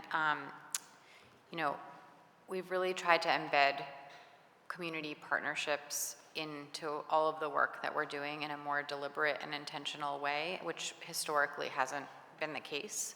And so community partnerships on developing integrated care models. So I mentioned our doula work project in terms of Alexia spoke about, funding doulas and sort of some of the things that we need to be considering. Part of our work together, she's my co-lead on this project, is really thinking about once you can get the funding, but then how do you actually implement the care team, this collaborative care team that really has all of these different partners. That's a part of it. It's part of the implementation science aspect of the work. So while we all believe that we should all be partners in the work, that how do you actually do that?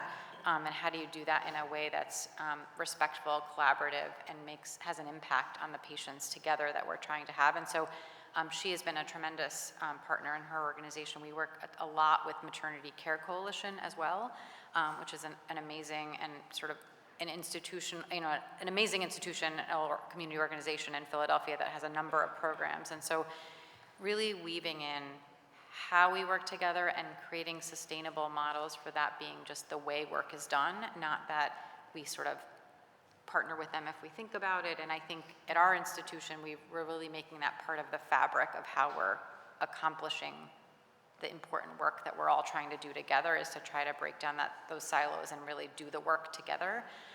But it's sometimes challenging, right? There's operational challenges to how you fund that organization through your hospital or health system. So these are all sort of those barriers that cause a little bit of friction to make it a little bit more difficult, but I think we're really making strides in how to do that. But it really has to be the way we do the work, right? It's not just sort of an extra thing. It's a part of the fabric, and I think that's incredibly important. Thank you. Thank you. Yes, the chair recognizes Councilmember Rulando. Thank you. This will be quick. First of all, thank you so much. This is another panel giving us hope that progress can be made, is being made, and can be made. And I think normalizing doulas and midwives and peer advocates and support. Everybody needs a coach, right? This is normalizing this in your work is the most important thing. So it will be continual and not just one grant funded. And but I have a question. I think it's for Dr. Jaspin. You talked about in your working with treating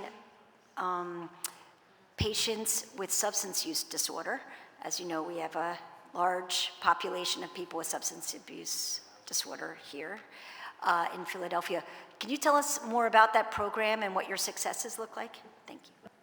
So I didn't specifically mention that, but I think that was in partner violence. But we do have a program that, again, grant funded from the state, and it is utilizing multidisciplinary approach to patients with substance use disorder in pregnancy. So it's toxicology from our emergency room colleagues, it's social services, it's behavioral health, maternal fetal medicine, neonatology, obstetrics and gynecology, all intertwined to care for patients.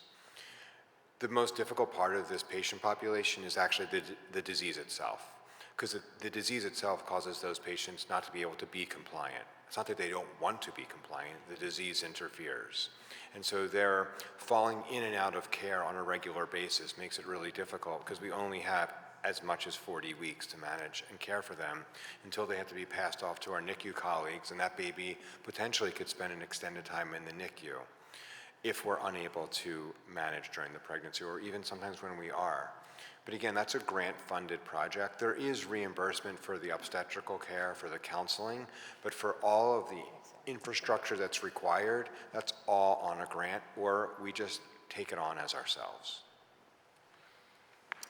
Okay, thank you. If there are any other questions, you wanted to ask another question? I was just going to Oh, add sorry. one other thing. Sorry.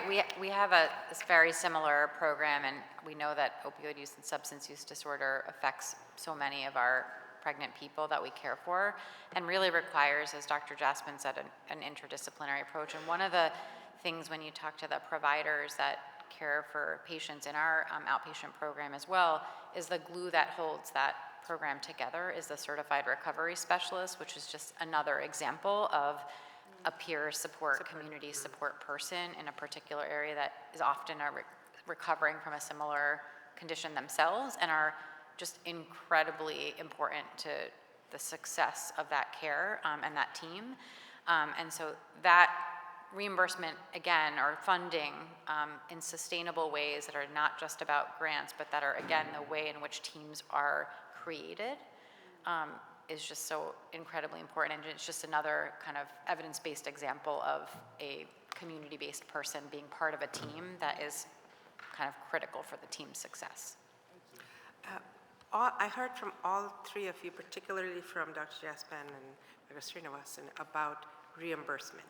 It seems that, how maternal care and, I guess, reproductive health care and women's health care, how is it prioritized within the insurance system seems to be something I am hearing, right? So I know we have a panel with some folks coming on from that industry, and I think I would love for you to just comment about the struggle to change valuation of, patient care. Well, there's no comparison group for a delivery. The comparison group I'll give you is any gynecologic surgery compared to any similar surgery to a male. The reimbursement is arguably 30 to 50% less for women's health care. And when we go to administrators, they literally say, can you prove to me why a patient, female patient for me, should have a robotic procedure? Why do they ask that question? Because our reimbursement for that procedure is less than it would be for a male. And so the hospital truly loses money every time we do the case. And that just can't be the way it is.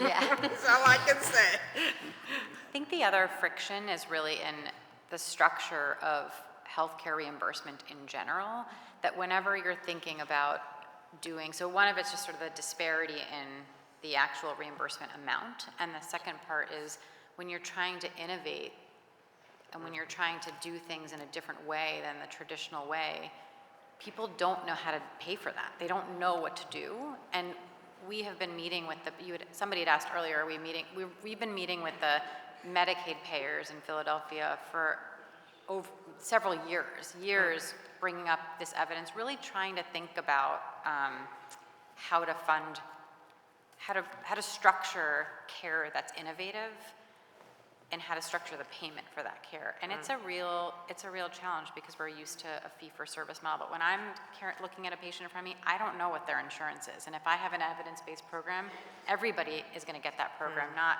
some people will get it and some people don't. And so that's, I think, a challenge for all of us, again, to break down the silos and bring us all together in terms of how are we going to accelerate thinking about the way that healthcare is delivered and paid for.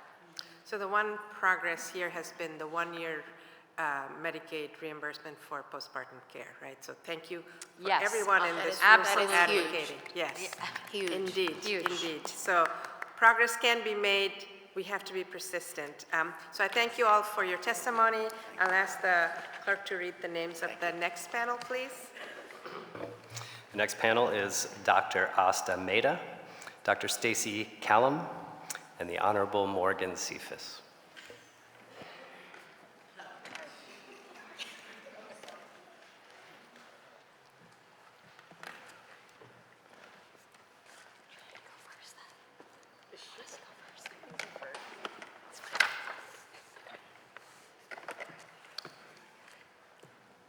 I think I've been designated to go first. Good morning. We're so Good happy morning. to have you. Listen, if you don't know who I am State Representative Morgan Cephas. My name has been brought up quite a bit. But I do want to stress, yes, I may be the legislator, but it is the advocates, those that are sitting next to me, that gives me the direction as to what we need to be doing on the state level. And as you heard several times on the state level, we're really just scratching the surface on this issue.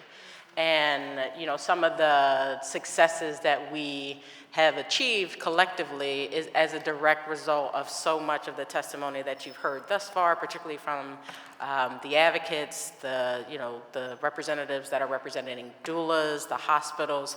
I feel like Asta has given me a crash course and maternal health and what we need to be doing. I know we are not moving fast enough, but I will talk to you about some of the successes that we have had thus far.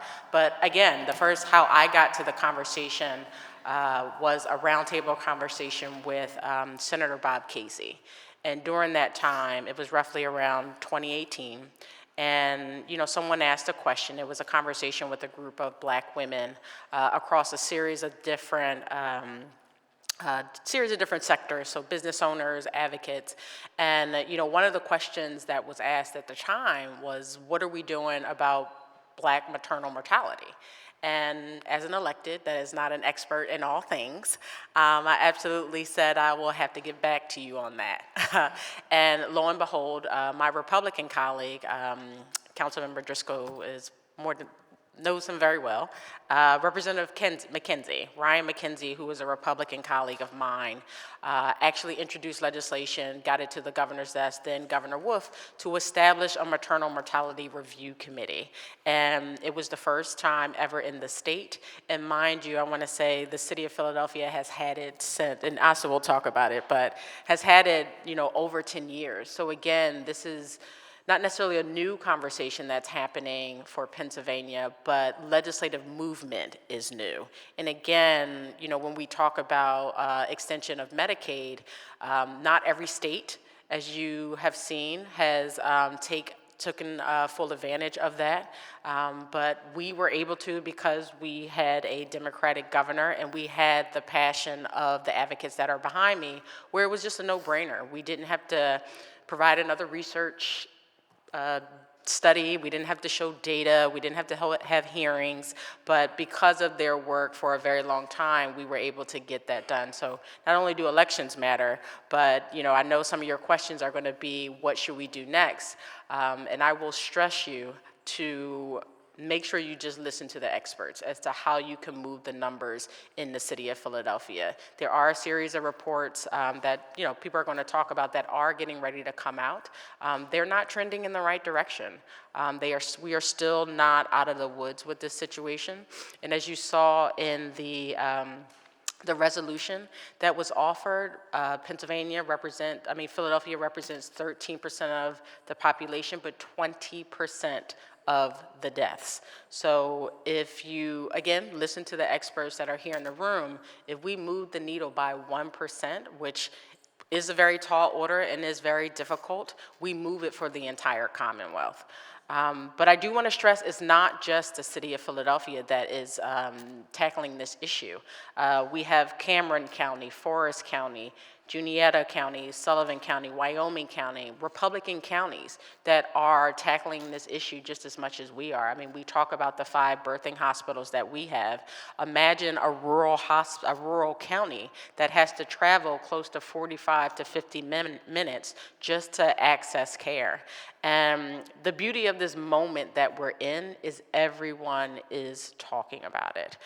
Again, not just on a Democratic side, but in Harrisburg we deal with the Donald Trump kind of Republicans.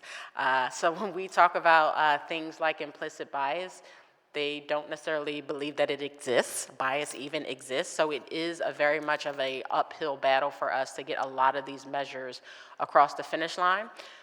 But, excuse me, the beauty about government is that it's not just the legislative branch, right? We also have the power of the budget, and we also have the power of moving policy and regulation. So a lot of the bills that I'll talk to you about briefly in our Pennsylvania Omnibus package, we will have to look to Governor Shapiro to urge his departments to move the needle in those areas, and implicit bias is extremely one of them.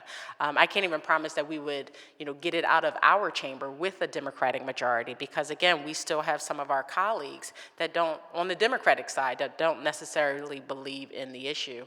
But what we do have the power to do is have conversations with the medical board chair, who Asta, that was a recommendation of Asta's, to have a conversation around how can we require implicit bias training, similar to how they made a requirement about, opioid education and, pain management.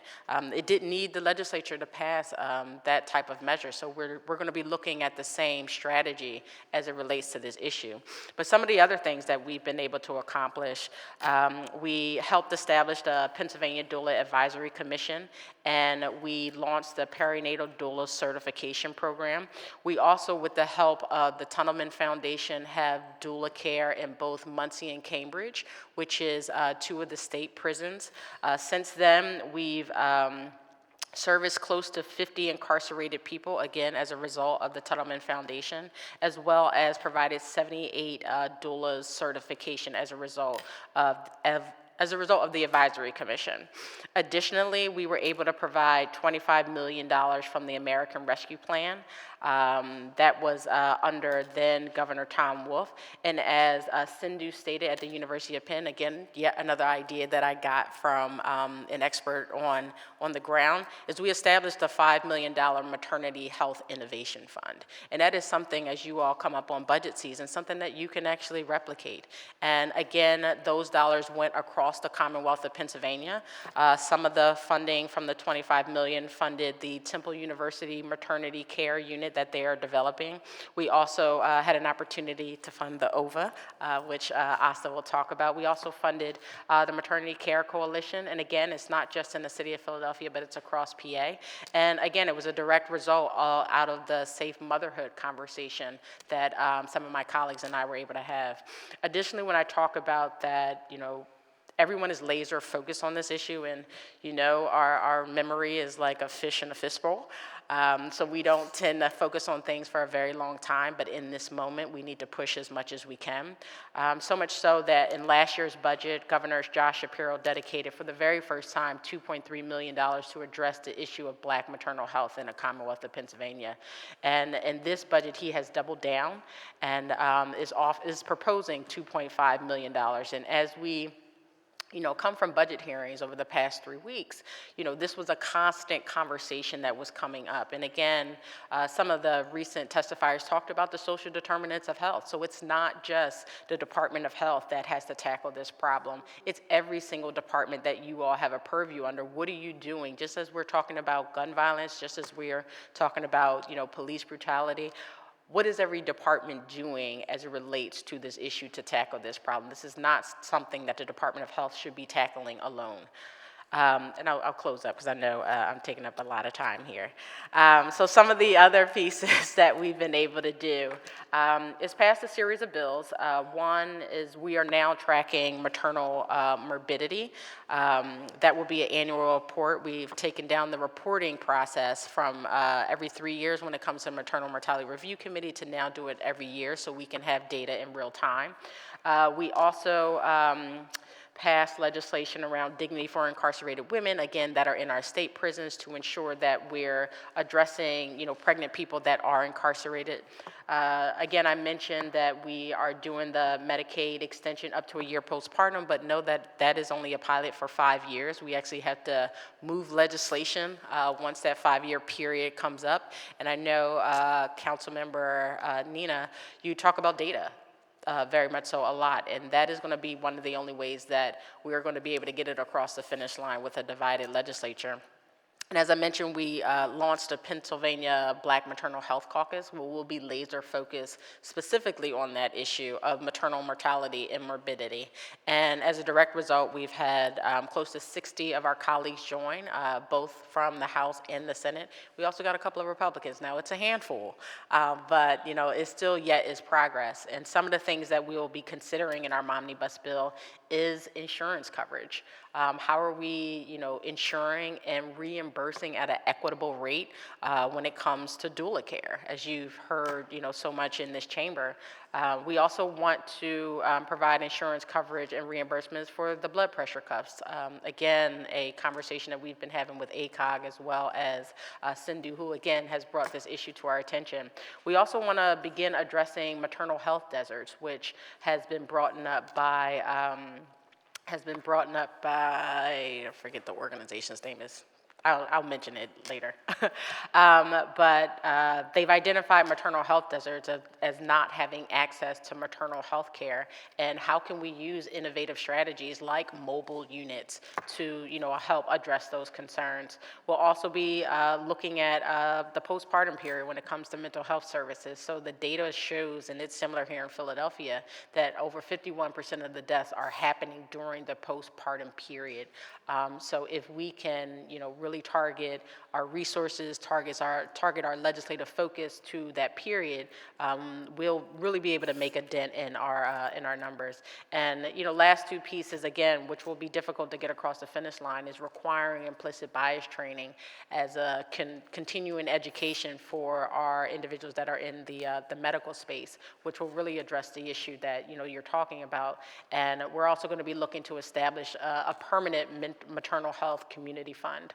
Again, so we can continue funding innovation and using data to help drive the conversation with insurance coverage and reimbursements. So we do have our work cut out for us. Again, we are just scratching the surface in a real way up in Harrisburg. But again, if the one question you're going to ask me is what more can you all be doing here locally, I would say don't let this be the only time that you're having the conversation. Up in Harrisburg, we routinely have monthly meetings with stakeholders. So we're being sure that we're making the right legislative proposals, making the right investments, but also when we see a needle shift in either direction, that we're able to pivot as a direct result of ongoing conversations with the advocates. So with that, I thank you. Great. Good morning, or maybe it's good afternoon. Thank you so much for having me. My name is Stacy Callum. I am the director of the Division of Maternal Child Family Health here at the Philly Health Department, and I'm also a practicing primary care pediatrician. So just a bit about our division at the health department. We're a team of over 50 multidisciplinary staff whose mission is to empower all Philadelphia mothers, infants, and children to have healthy lives. And central to that is a commitment to reducing racial health disparities. So my colleague, Dr. Asameta, she'll be describing the really comprehensive work of our Philadelphia Maternal Morbidity and Mortality Program. I want to use my time to talk about the work that we've been doing to increase access to doulas, which has really been a theme, I think, echoed throughout this morning, the importance of doulas for maternal mortality. So back in 2020, in response to data that showed the proportion of pregnancy-associated deaths due to drug overdose was rising, we embarked on launching the Community Doula Support Program from MCFH. And this is a doula program that is specifically focused on those families that have substance use disorder, where we provide doula support during pregnancy and for an entire year postpartum, knowing that many of the drug overdoses happen in that later portion in the postpartum period. All the doulas in our program are Philadelphia women of color who are trained in trauma-informed care, principles of racial and reproductive justice, and they provide education on pregnancy, infant care. They do resource navigation, which includes linking to prenatal care and to substance use treatment centers. And they also accompany our participants to their appointments. They advocate for participants during labor and delivery. And most importantly, they build a relationship with our participants based on non-judgmental support. And since we began the program in 2020, we've served over 200 Philadelphians and conducted over 2,500 visits. But the 200 isn't enough, right? In order to make a wider impact, the availability of doulas needs to expand beyond who we can serve in our community doula support program. So to that end, we have applied to the federal Healthy Start Grant to create a new program where doulas will support Philadelphians, if we're awarded the funding, in West and Southwest Philadelphia, and be broadly available for all residents in those neighborhoods, not only families with substance use disorder. However, under the current federal appropriations plan, the entire Healthy Start program, which is a grant that's existed since 1991, that the health department has had since 1991, and then our colleagues, Maternity Care Coalition and Einstein also receive, that entire grant is currently not even included in federal appropriations under the mistaken assumption that it is duplicative of another program, the Maternal Infant Early Childhood Home Visiting Program. So that aside, we are still working on doulas. So Rep. Morgan Cephas talked about the State Maternal Health Innovation Awards. We've applied for that to create a doula training program through the health department so more Philadelphians can become doulas and also specifically have training on how to support those with substance use disorder. And then last, it's also been mentioned this morning, the Pennsylvania Doula Commission, which is advocating for Medicaid reimbursement for doulas. We are active participants in that process. And I think the key here is that it needs to be done right. And by right, I mean that the Medicaid reimbursement needs to provide a living wage for doulas, so this is a viable career opportunity, and it's actually worth the while to go through all the credentialing process. And if that happens, I think it'll greatly expand access to doulas in Philadelphia. But doulas are just one of the many solutions that are needed to address the alarming racial disparities in maternal mortality. So we've set this up that Dr. Asta Mehta is going to go next as my colleague, and she's going to describe the work of the Philadelphia Maternal Morbidity and Mortality Program. Thank you so much. Is this on? Oh, it is. Hi. Good morning, Chair Ahmed, Vice Chair Lozada, and the members of the Public Health and Human Services Committee. I am Dr. Asta Mehta, Medical Officer of Women's Health at the Philadelphia Department of Public Health and a practicing OBGYN in Philadelphia. Thank you for the opportunity to provide testimony on proposed solutions to racial disparities in maternal mortality in Philadelphia. I purposefully didn't put a lot of data since I had a feeling that lots of people would be talking about the data, and we talked a lot about the data in 2019. So my goal here really is to talk to you about the robust work that we've been doing to address these disparities here within the health department. But I will touch on the data a little bit. So in 2010, Philadelphia established the nation's first non-state-based maternal mortality review committee, a pioneering effort predating similar state committees, even the Pennsylvania committee, and CDC initiatives. This committee has been pivotal in reviewing pregnancy-associated deaths, identifying systemic weaknesses and resource inadequacies in our maternal health care system. From 2013 to 2018, Philadelphia was responsible for 20% of Pennsylvania's pregnancy-associated mortality, despite only contributing to 15% of the state's births. The leading preventable causes of pregnancy-associated mortality were identified as drug overdoses and complications of cardiovascular disease, with stark racial disparities in outcomes. Notably, about 77% of these deaths occurred postpartum, underscoring the critical need for community-centered interventions. To address these challenges, the Philadelphia Department of Public Health evolved the initial MMRC framework into the Philadelphia Maternal Morbidity and Mortality Program within the Division of Maternal, Child, and Family Health. This comprehensive program consists of two main arms: the Maternal Outcomes Data Analysis Review and the Organized Voices for Action, or the OVA. The maternal outcomes arm focuses on collecting and analyzing detailed data on pregnancy-related morbidity and mortality. At its core is the Philadelphia Maternal Mortality Review Committee, which is now realigned with national standards for methodology. This committee formulates prevention strategies based on thorough case reviews, providing evidence-based recommendations specific to Philadelphia's healthcare context. Additionally, this arm has developed the nation's first, notice, nation's first severe maternal morbidity surveillance program, which will track unexpected outcomes of labor and delivery that result in significant short and long-term health consequences. This program plays a critical role in identifying and understanding SMM trends within Philadelphia's hospitals, using hospital-level clinical data for in-depth analysis. It's a proactive system for identifying SMM cases, offering valuable insights for public health improvements and pinpointing opportunities for targeted interventions. The OVA arm is structured under 3 pillars: implementation teams, community education, and building bridges. At the core, the implementation teams consist of multidisciplinary experts and community members who enact recommendations from the Philadelphia MMRC. Their efforts are significantly bolstered by the inclusion of community members, ensuring solutions are both practical and grounded in real-world experiences. This cross-sector collaboration is vital in tackling the complex challenges of maternal health. A notable early success is the administration of a technical assistance mini-grants program aimed at supporting Black-led, Black-serving grassroots organizations focused on maternal health, directly tackling disparities within their communities. Further achievements include developing city-specific guidelines for pregnancy-related cardiovascular disease and instituting universal IPV screening across Philadelphia hospitals, enhancing early detection and community support connections. The community education pillar is crucial for spreading awareness about maternal mortality factors, ensuring that the responsibility does not solely rest on the birthing person.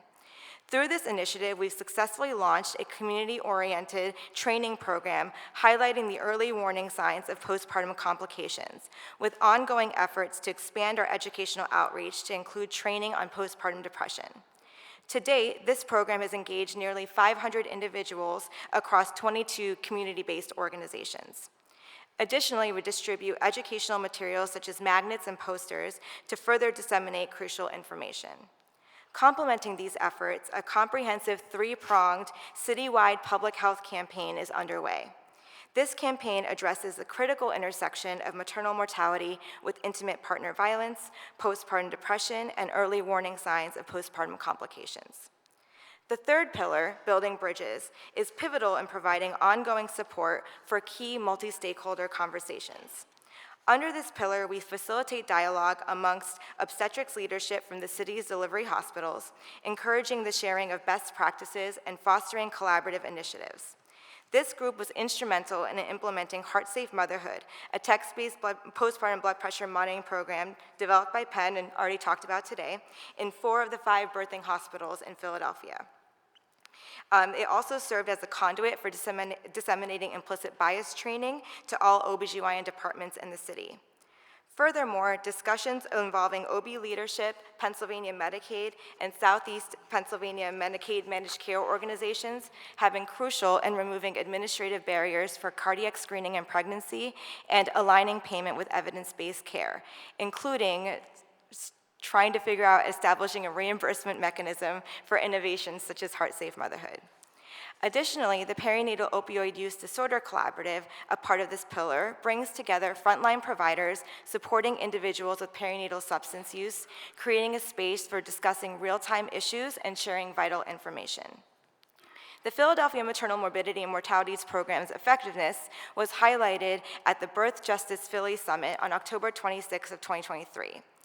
This event, attracting 300 attendees, served as a platform to showcase the ongoing efforts in Philadelphia to improve maternal health outcomes, as well as to initiate critical discussions on sustainability. The summit successfully raised approximately $150,000 in sponsorships from a diverse array of stakeholders, including all of Philadelphia's major health systems, healthcare payers, community-based organizations, and private foundations, enabling the event to take place. This strong financial and participatory support from such a wide spectrum of sectors stands as a clear testament to the commitment to building sustainable systems and programs aimed at improving maternal mortality in Philadelphia. New initiatives are underway to address maternal health challenges in Philadelphia, each targeting a specific area of need. BirthBridge Philly, and in collaboration with Penn Medicine, is undertaking a landscape analysis of prenatal care in the city. This analysis will inform the development of a prenatal care consortium, a practical and collaborative platform for healthcare providers. The consortium aims to enhance service provision capacity, foster an environment of learning, continuous learning, and optimizing resources. A key initiative that we're currently seeking funding for is the enhancement of the Care Connect Warm Line for perinatal individuals facing substance use disorder. This project aims to expand support services, create structured pathways for assistance, and increase access to specialized knowledge. The goal is to establish a citywide resource that offers support for both clients and providers, incorporating ongoing evaluation for impact measurement and sustainability. These initiatives are critical steps in improving health outcomes for Philadelphia's perinatal population and addressing key contributing factors to maternal mortality. In conclusion, addressing racial disparities in maternal mortality in Philadelphia necessitates a comprehensive, multi-pronged approach. We envision a reimagined perinatal care system with integrated support, streamlined transitions between health and social services, and enhanced community awareness. Acknowledging the systemic nature of these issues, our approach is long-term, focusing on both immediate interventions and gradual societal shifts. Centering the needs and voices of Black birthing people, innovating beyond traditional interventions, and disrupting the current system are key to our efforts. This challenge transcends healthcare, calling for collective commitment to impactful and sustainable change. And a lot of times, and this is not in my testimony, but people ask me why I do this. So as I said, I've been part of the MMRC since 2010. I have personally, myself, have read every single case of maternal mortality that's occurred in the city. And when I say read, I mean I've read death certificates, the way people are found, who found them. I hear their voices in my head. And that's why I do this work, because I actually want to be out of business. I don't want to be doing this anymore. I'd love for us to say that we solve this problem.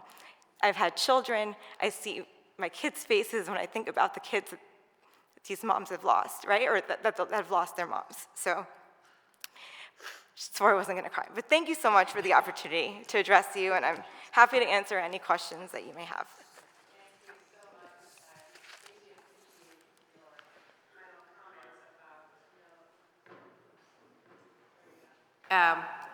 It deeply touches us. You know, we see people, I see my mother's face when we're doing this hearing. It impacts you for life if you lose a parent, and it's particularly a mother. So I thank you all for your testimony. I'll yield to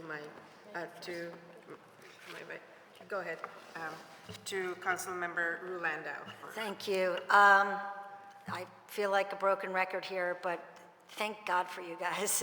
For all of you. This is amazing. We are so lucky, Rep. Cephas, to have you at the state level advocating for all of this as much as you do.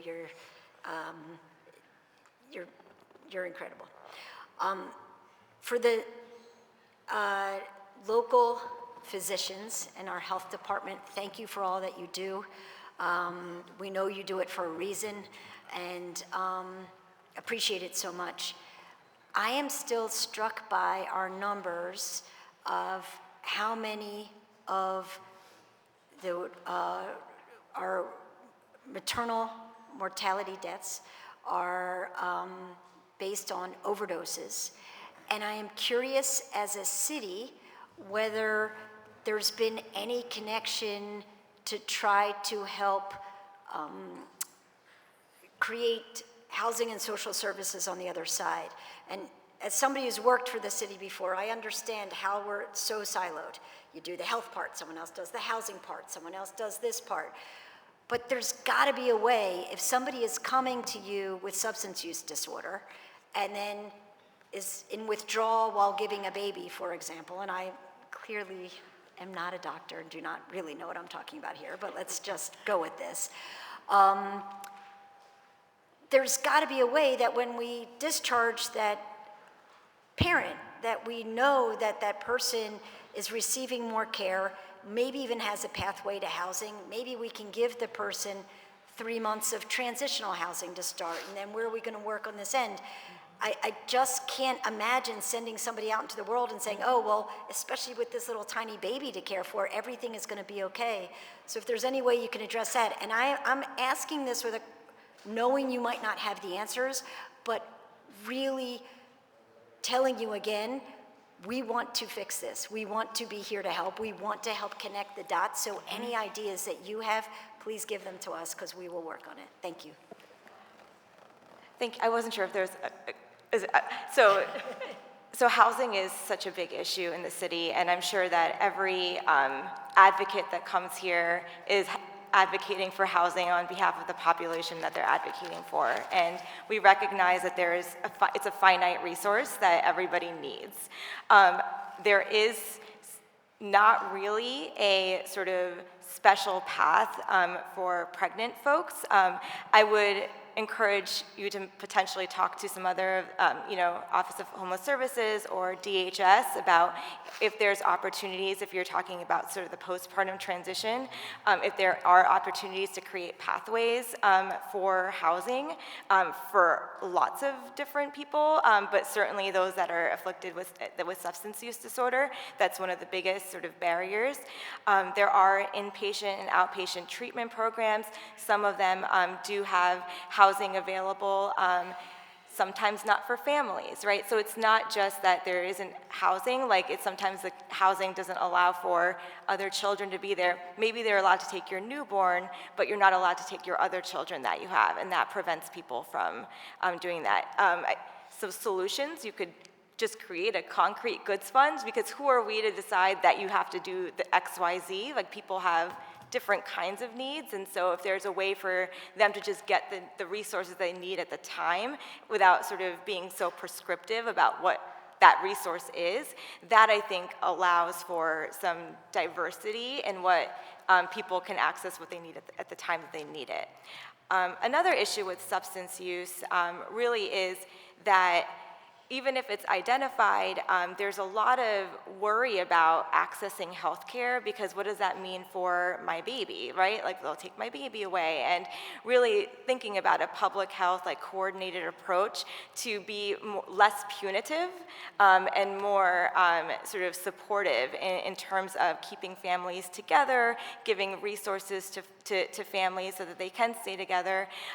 You think about the intersection with depression and knowing, postpartum is that time where it really is, some of it is true postpartum depression, right? The physiologic impacts of pregnancy that led to depression, but a lot of it is really just situational, right?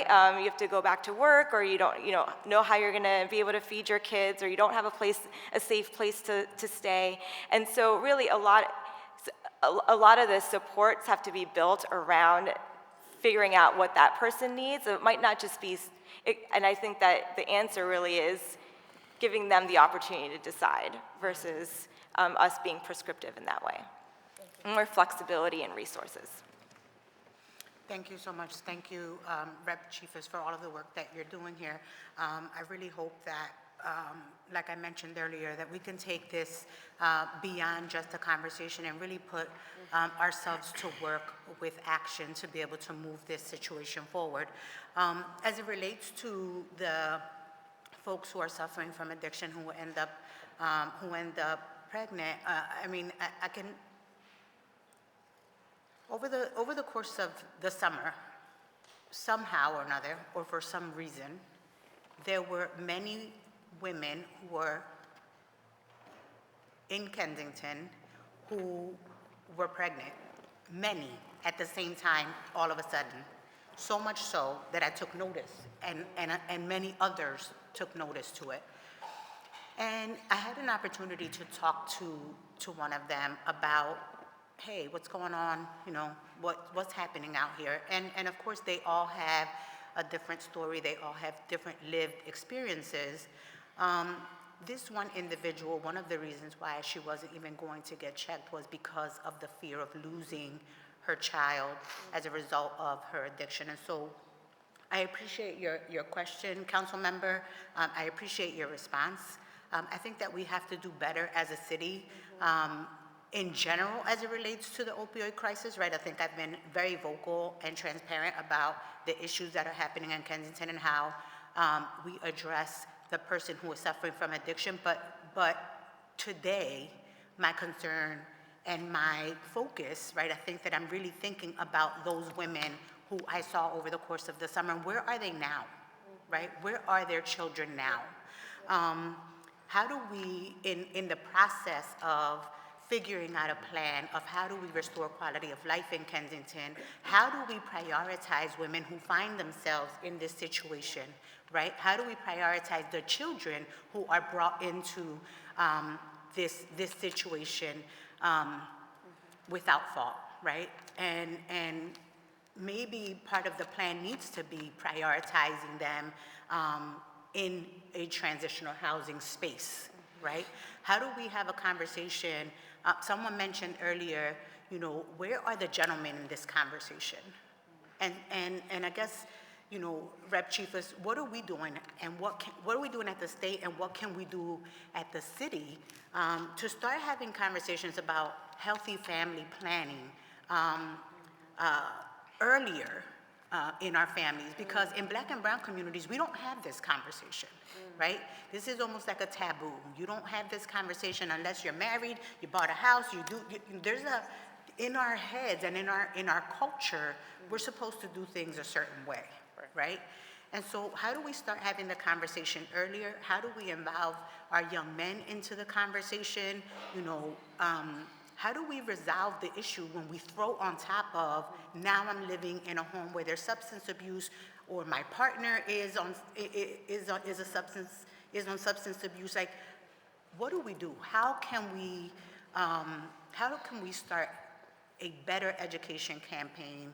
And how do we, as we're talking about addressing the crisis that we're experiencing on the ground in the Kensington community, how do we keep conscious the fact that there are women who are put in certain situations who don't have health care, who don't come into health care, even if they had it and had access to it, because they're afraid of losing their child? I think that's the right question that we're asking, is that it's not just what's happening in the medical bed. It's taking a holistic approach to managing the pregnant person where they are. So when you hear the series of panels talk about, you know, 51% of the deaths are during the postpartum period, the majority of the deaths are not happening at the hospital bed, but we're expecting our hospital system to, you know, manage essentially social services beyond them just, you know, giving birth or managing, not being able to manage, you know, their everyday activities. It forces us to collectively have a conversation about how holistically are we managing this situation. So when you're talking about doulas, I mean, you don't just have doulas at the medical bed. You have postpartum doulas that, you know, can handle and manage the depression.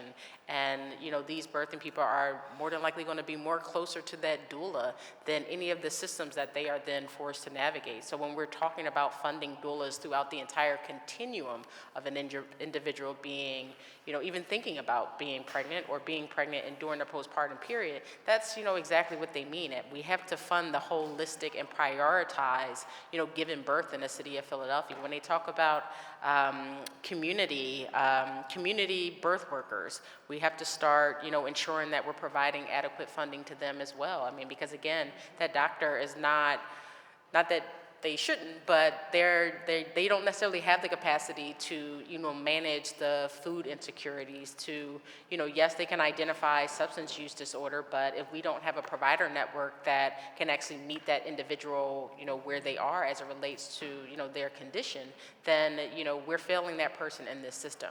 So I think, you know, to move to, you know, address your question is that we have to start looking at an individual holistically in every single system, every single provider that intersects with that person at any point in time has to be brought to the table as to how are they going to manage and address this crisis in their own individual seat at their own individual table. So when you go through, you know, for example, your upcoming budget hearings, you're asking SEPTA, how are you managing the issue of maternal health and access to mass transit? When you think about, you know, not just the health department, but when you're thinking about our recreation centers, how can we create, you know, mobile healthcare clinics to help support those individuals, again, that can't readily connect to a hospital. So, you know, in my district, I actually had the young woman, LaShawna Gilmore, that you all just provided some funding for. She passed away in my district at a hospital that's not even in the city of Philadelphia. So imagine, you know, you having to navigate, you know, your entire life while you're pregnant and having to connect with services that are not readily available. I mean, so to answer your question, again, we have to take a broader approach and a holistic approach to, addressing the patients where they are, but getting them connected to the resources that they need and properly funding physicians and, doulas. Everything in the maternal health network has to be a part of this conversation, has to be adequately funded to ensure that we're not just all relying on one system to do all things. And, we really want them to be focused on the things that they do well and that they're, licensed to do. I really want us to more consciously work with the School District of Philadelphia, right? I want to make sure that we are having a conversation with them about this issue. We talk about everything else. We talk about gun violence.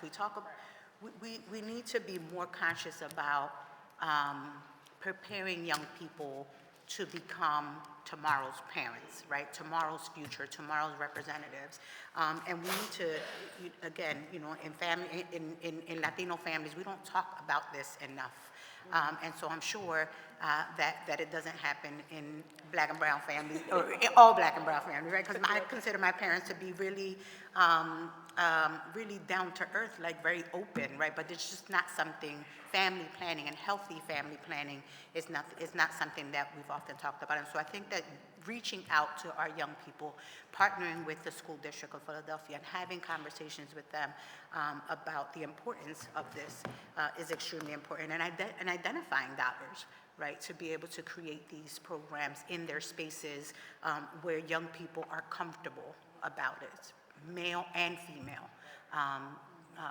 I think it's extremely important in order for us to be able to move the dial. Well, thank you very much. I think she had a response. Oh, sorry. Go ahead. Go ahead. Oh, I was just going to say thank you so much for that point, Vice Chair Lozada. And that really makes me think about comprehensive sexual education, which currently Pennsylvania does not have as a requirement, and how that comprehensive sex ed, K through 12, age appropriate, could really be the right venue for initiating these types of conversations in the schools. Yeah, I also just want to say that it's not just about family planning, but also healthy relationships. We've seen a big association with intimate partner violence in terms of maternal mortality, and it's understanding and having the understanding of healthy relationships and sexual education, but it's also connection to resources, which is also a big issue, right? And you think about Kensington, there isn't a lot of access to reproductive health care.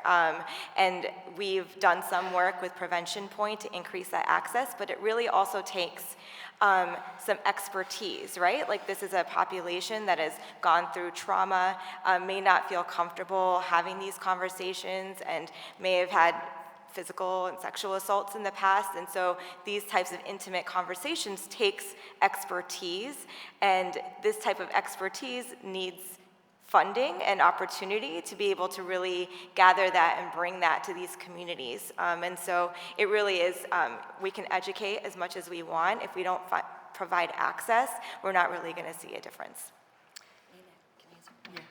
One other question while you're here. For the city folks, do you know approximately how much it costs to fund 1 year of postpartum healthcare work? I know you're saying there's a variety of things that people need access to, but approximately how much does it cost for the year? And can you compare that to the savings of the positive health outcomes that come to the people? Do you mean like a cost for the insurance, or which particular resourse? You said that we're now providing, the insurance companies will now cover 1 year of postpartum care. Mm-hmm. Medicaid.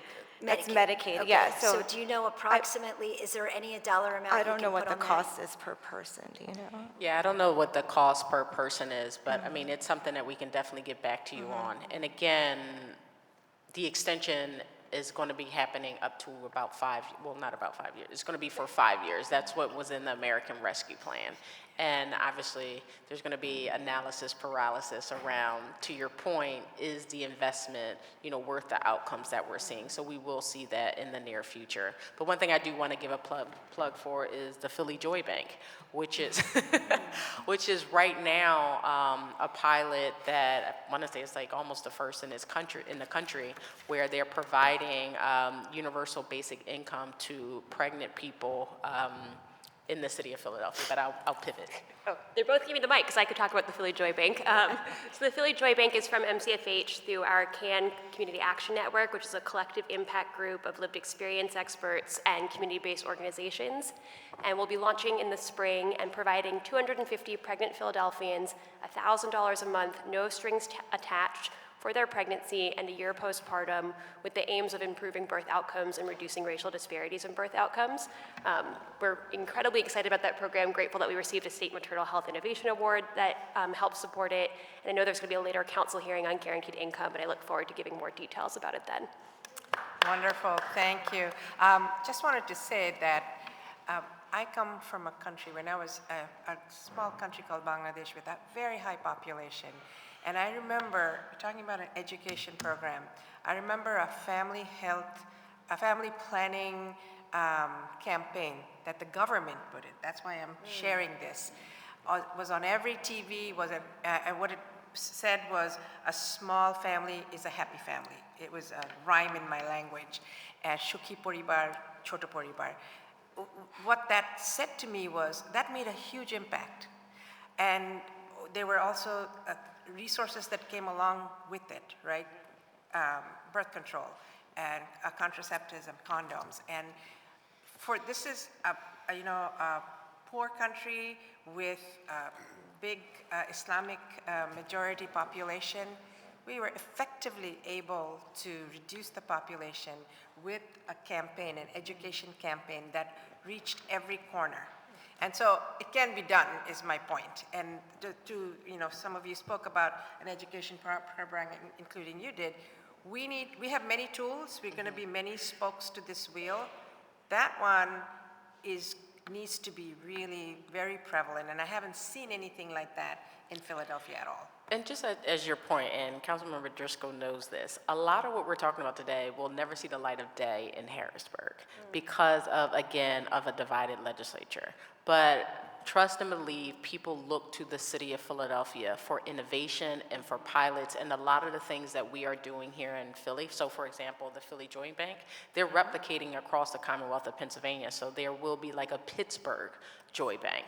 And some of the things that you all are talking about, we might not be able to do, but if you all do it here in the city of Philadelphia, shine a light on moving the needle on maternal mortality and morbidity, it is something then I feel like the state will look at and replicate. So if you keep that in mind again as you go through your budget season, that would be great. And just want to plug that again, my colleagues Dave and Sindhu have talked about payment. So there's access, and then there's access that people feel comfortable accessing, and that requires money, right? And that requires building infrastructure so that people feel comfortable. These are not even just vaccines, right? These are intimate conversations about your sexual and reproductive health that needs to be invested in. And so just want to plug that if that is sort of the nature of something like this, that needs to be done really, in an important manner of thinking about that. So the budget is a moral document. Let's see where we put our priorities, right? Absolutely. Thank you so much to the panel for a very interesting conversation. We're continuing. Okay. If the clerk could call up the next panel. Next panel is Reverend Dr. Lorena Marshall Blake and Dr. Sean Ross. Thank you so much.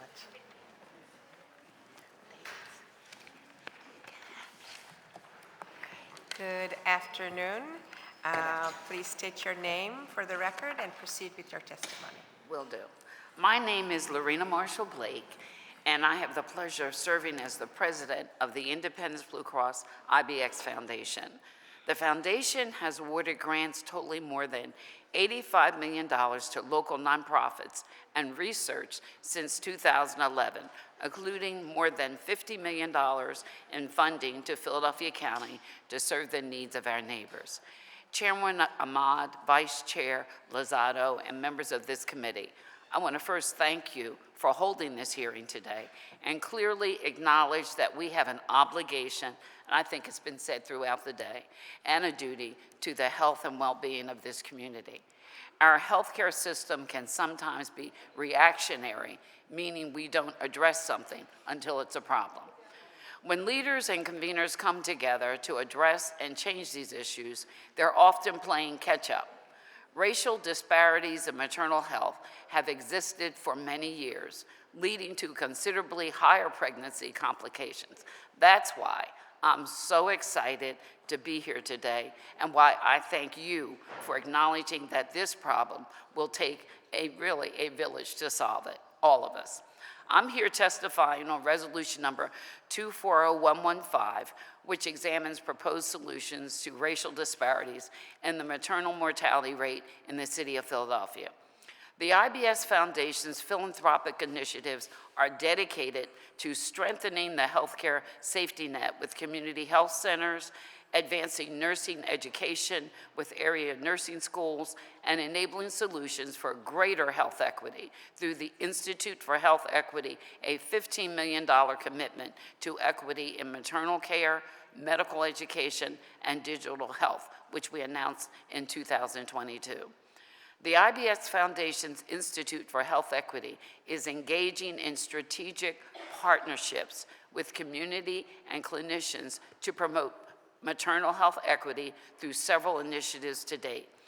And one of those that's been talked about considerably today, advancing the professionalism of doulas. And I have to note for the record that as of this year, I am now a certified doula.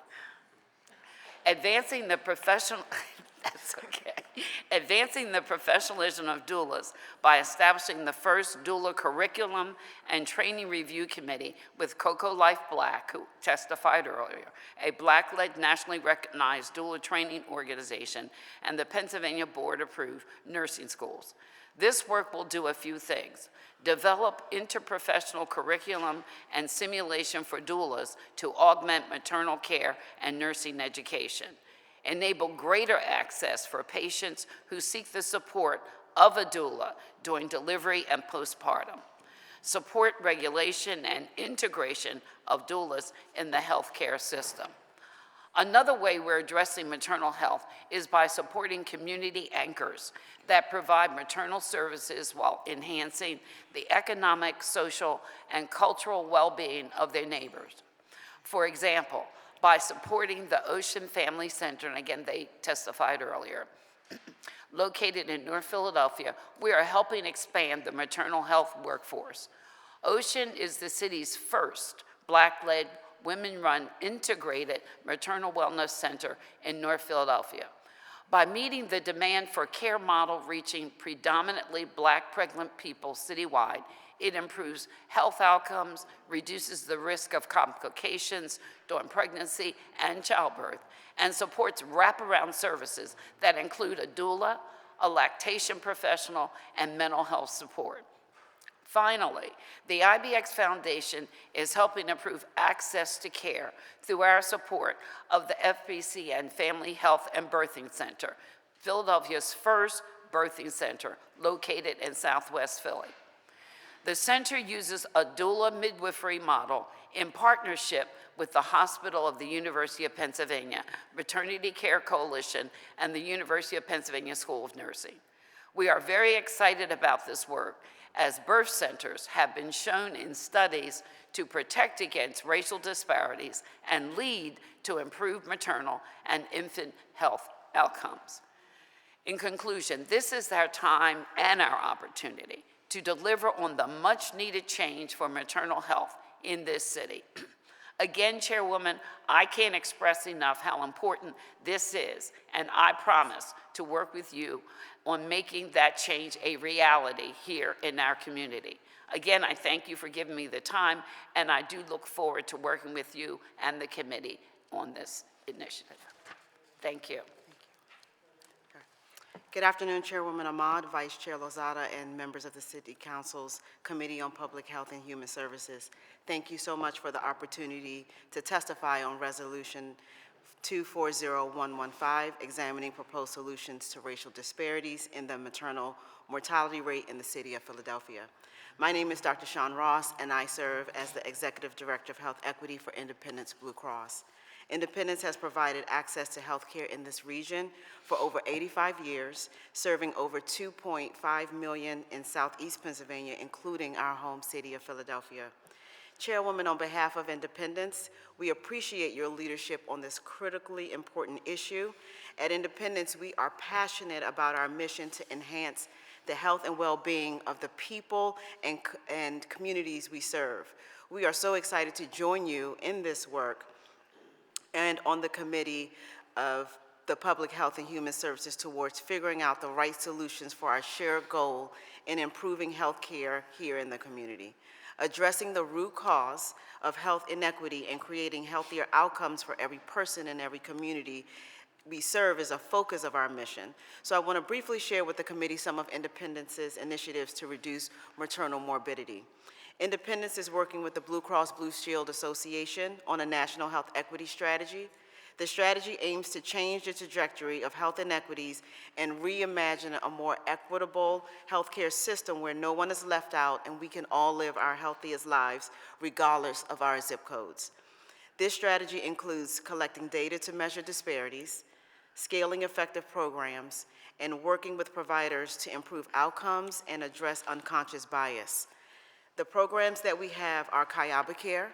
It's a relatively new organization located in West Philadelphia, whom we've partnered with to help manage the health of our moderate to high-risk pregnant members in collaboration with the members' treating obstetrician and other clinical specialists such as behavioral health, dietitians, lactation consultants, right in the member's home and in their community. Cocoa Life.Black is another organization we've partnered with to support pregnancy and postpartum care, and Compassion Care, which is the loss of an infant during pregnancy or labor, or the loss of a significant other or a family member. The Regional Coalition to Eliminate Race-Based Medicine was convened by Independence, and the coalition has committed to focus on 15 clinical decision tools, including obstetric tools, vaginal birth after C-section, and race-based anemia guidelines that adjust results based on a patient's race, potentially causing delays and inequities in care.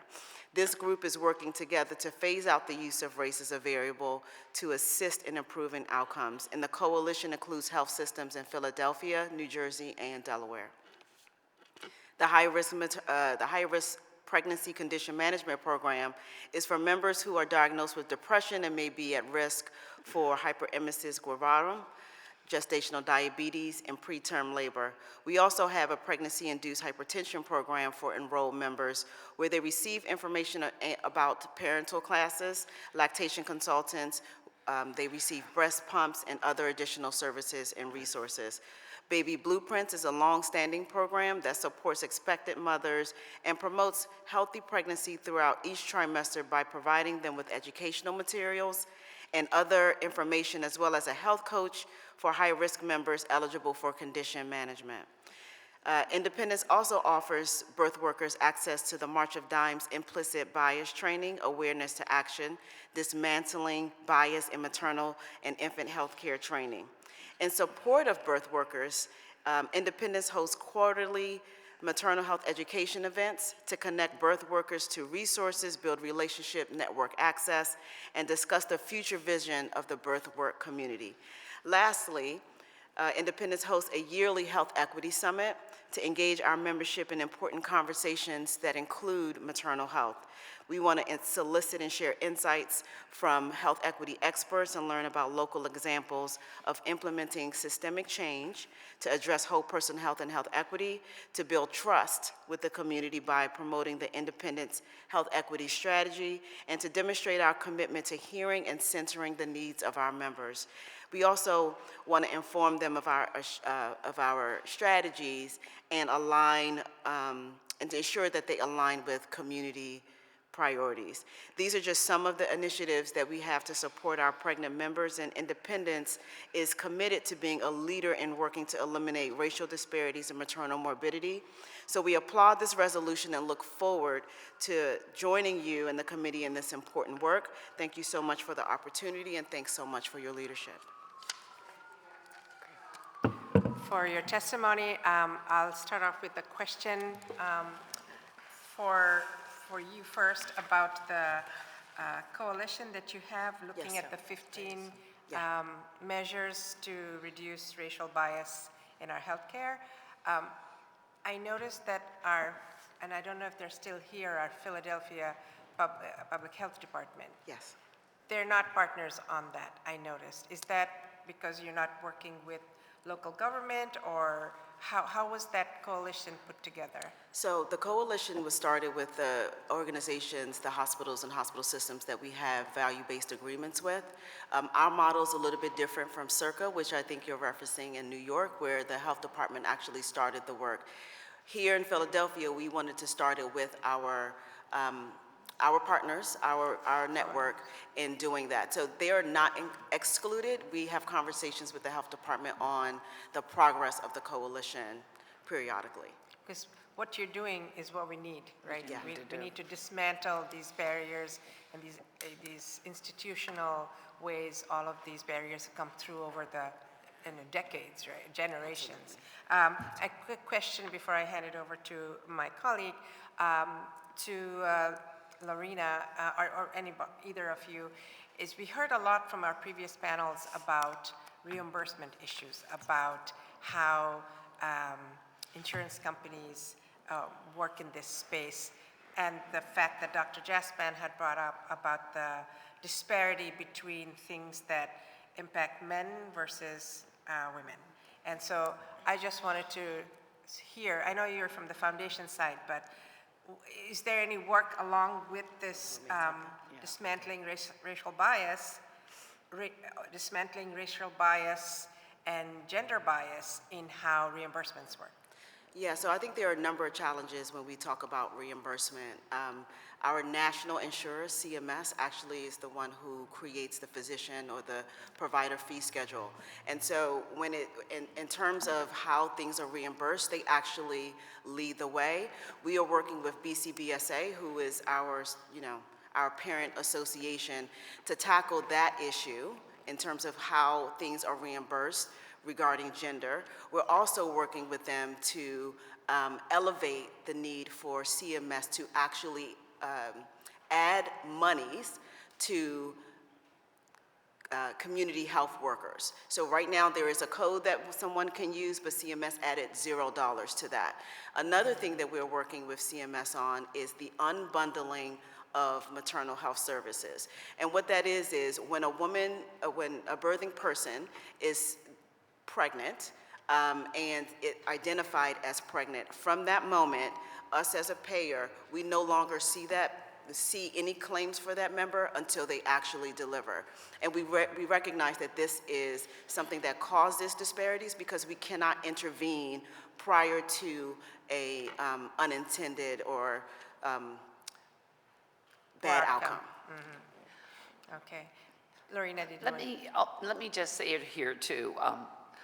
I would be remiss if I didn't say we are not working collaboratively with our legislature in an effort to, especially with regard to the doula issue and some other issues. So it's not like it's off the table. People are working behind the scenes, trying to see how do we get there and what do we do. So we are all talking together. I was just recently in Harrisburg, so yes. Yes, thank you, because we need to continue this conversation. We can make a lot of, policy changes, but if there's no money behind those policy changes, unfunded mandates are useless. And we here are not going to do that. So in order for us to have fully funded mandates, we need to understand the process and see where we need to where do we need to push, where do we need to advocate, all the way from federal, state, local resources, and also in our private insurance companies, as well as our other philanthropic sources. We need everybody to come to the table.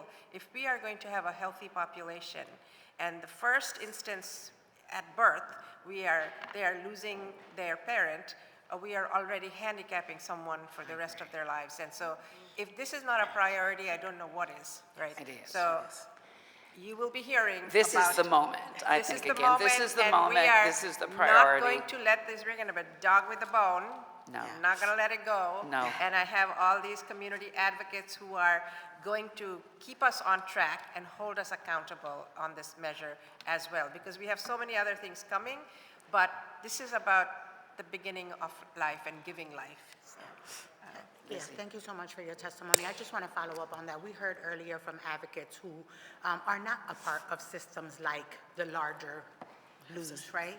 And so how do you make those spaces available to them? What are the barriers that exist that prevent them from getting in? How do you all open up those opportunities to providers that are on the ground, touching people every day, and who oftentimes, because of their community relationships, do the work better, right?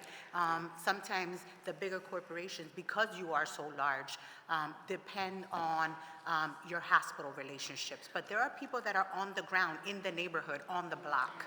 How do you open up opportunities for them to become a partner, a community partner, where their impact is greater because of their the trust relationship that they have with a woman and or families? Yeah. Okay, I'll let you in this. Okay. Councilwoman, again, when I look at the foundation side and the fact that I said I consider us boots on the ground, and we support over 60 health centers throughout, and that's not just federally qualified, that could be smaller ones, one shop. So again, we are literally out there in the community and working with the health, the health centers, number one. Number two, we partner with, I think they mentioned Ocean. They mentioned Cocoa Black. They're just one of many that we work with. But again, we are literally out there working with the community. And you mentioned a key word in that they trust us. So what is it? Our yes is yes and our no is no, but we work directly with them on an ongoing basis, whether it's the health centers. Again, we mentioned the fact that our sweet spot for us is nursing. So we cover all of the nursing schools. And when we talked about that curriculum with regard to the doulas and working with the deans of the nursing school in an effort to get as the new folks are coming out, that they understand it and they get a hands-on opportunity. So again, I often say, my joke is I call myself a street woman, only because I'm out there hearing what they're saying. And again, they want trusted messengers with trusted messages from trusted venues. And I believe the foundation and IBX, over 85 years in the foundation, almost 13 years, have been out there and have always been accessible for that. So again, I commit that we're going to be there. We're not leaving. But it's important to us that when the community's better, we're even better. So again, it's a hands-on approach through the foundation. I get it. I just want to know, how do we better connect the smaller, the on-the-ground folks, right, on the block folks? How do they reach out to the foundation? Where's the relationship? How do we bridge that? How do we use council to be able to say, hey, Pastor Michelle, your organization is not with the Blues. Right. How do we connect that? How do we become the bridge? 215-241-2435. So that out again. What was that number? 215-241-2435. And I would say from the corporation, from the business perspective, we have been very intentional, particularly in maternal health, about connecting with small business organizations. And that was the maternal health mixers that I was mentioning at quarterly at Independence Live. We invite all of these community organizations to come and talk to us and talk amongst each other, so that they can stay connected with us. So that's one way. Another way is we were also very intentional about having partners who are in Philadelphia, so that they can affect our members' outcomes and things like CocoLife.Black and also Kayaba Care. Yeah, I appreciate that. I mean, one of the things that I learned working at one of the grassroots organizations during the pandemic was that true community engagement will change outcomes and make communities It does, healthier, absolutely. right? But I learned that we just can't be at a health fair. We just can't No, be at absolutely somebody's right. church, right? We need to be at their door. My team and I registered 4,000 people for the COVID vaccination during the height of the pandemic. And so it's great. It's very easy to say, yeah, we're a partner, we're a community partner, we're out there, we've been around for many years. Yes, I understand that, and I know that the Blues are a trusted name.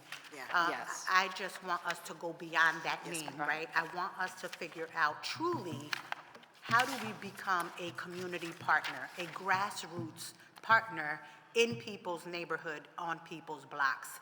And we know, because we've heard it today, that there are people doing that work. We need to be more conscious about connecting with those people, the people that are in the neighborhood, not the large organizations, community-based organizations who have, large budgets. I'm talking about, if we want to make Philadelphia a healthier city, then we need to do and be really committed, and I mean really committed, not just by talk, No. really committed to knocking on the door to those providers that are the smaller people who, again, like I said, are the trusted partners, the real trusted partners of community residents. Thank you. Thank you, panel, for your insightful testimony. I'll ask the clerk to please read the names of the next and final panel. Our final panel is Lyness M. Bodison, A. Bruce Crawley, and Archbishop Mary Floyd Palmer. So Archbishop is unable to be here, just FYI. I don't see any of these people here. No, they're here. Bruce is coming. Yeah. Just the Archbishop has a family emergency.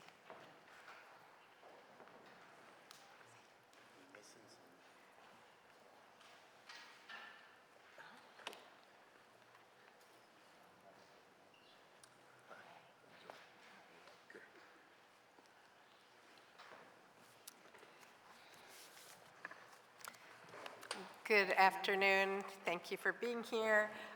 Please state your name for the record and proceed with your testimony.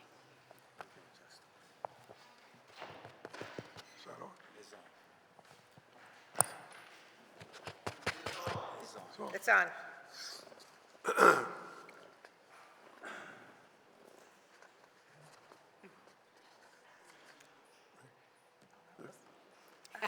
Okay.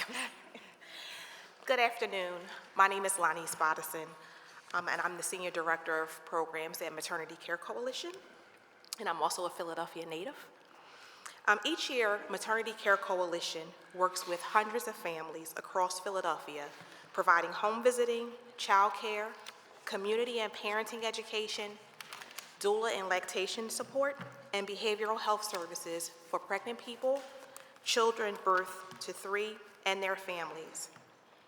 Our agency was founded in 1980 to address this very issue of high rates of maternal mortality and infant morbidity in the city of Philadelphia.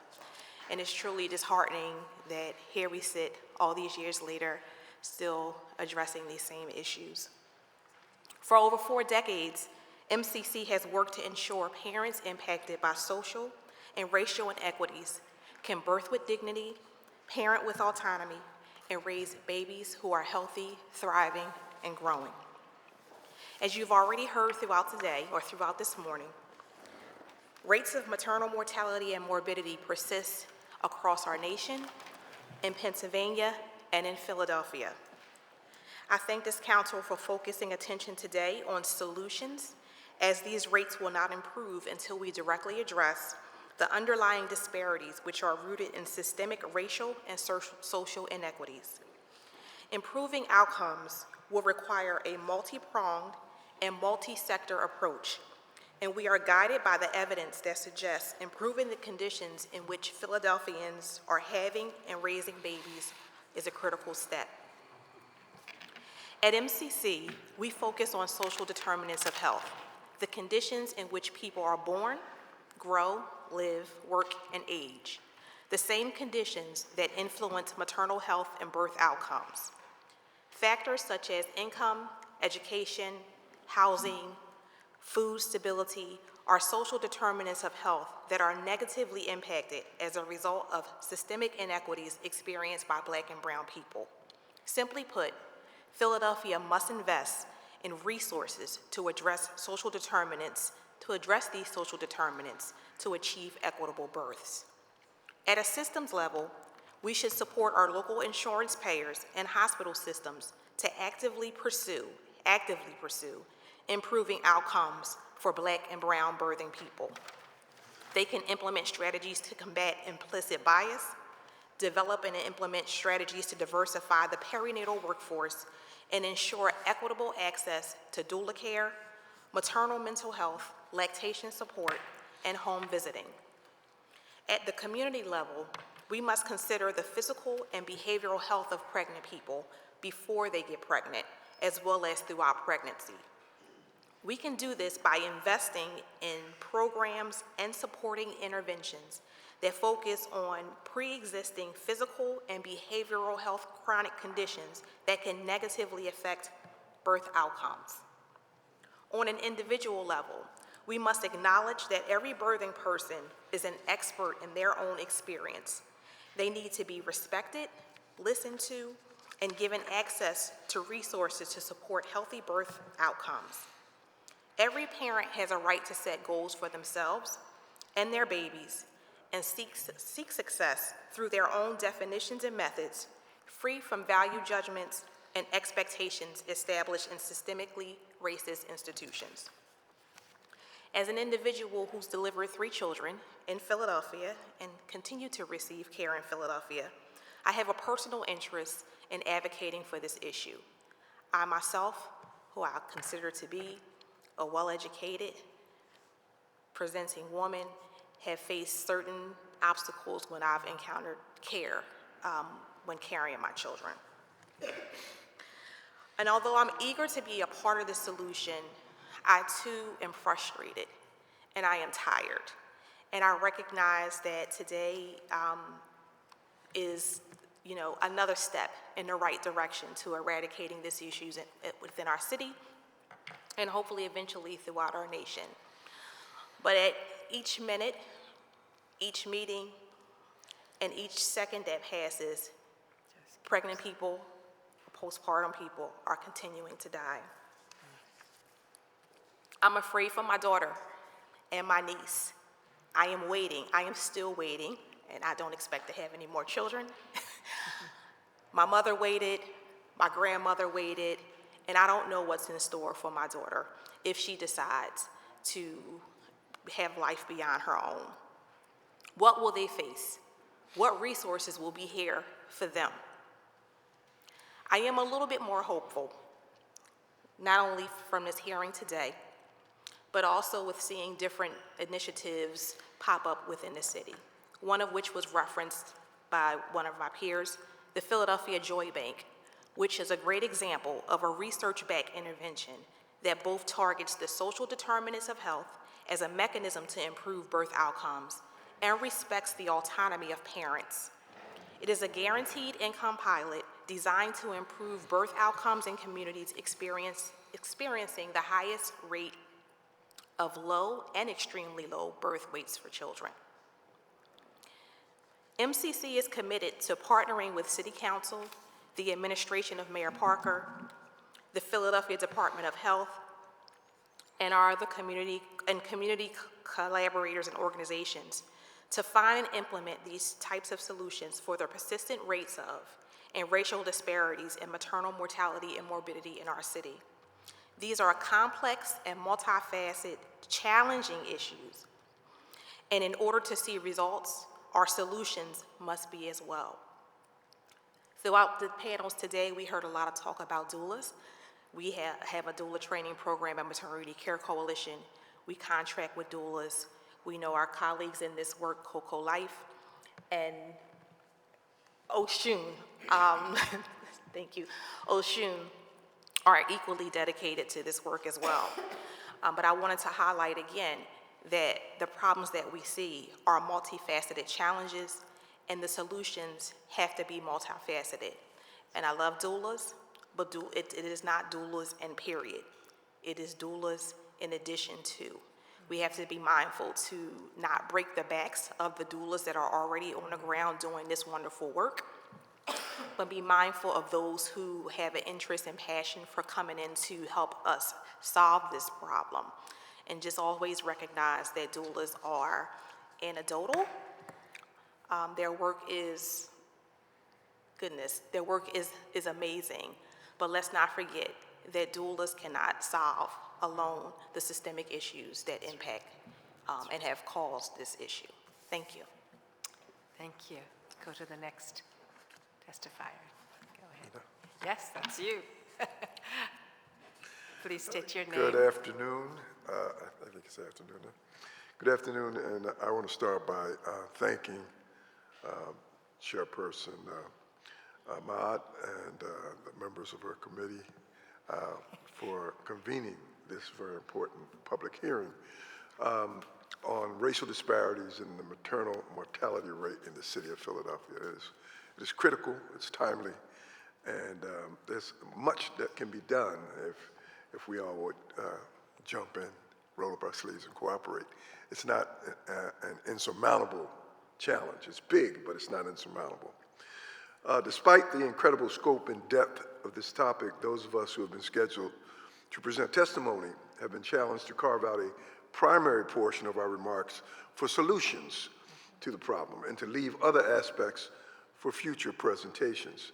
The conveners have also encouraged us all to make every reasonable effort to be brief as possible.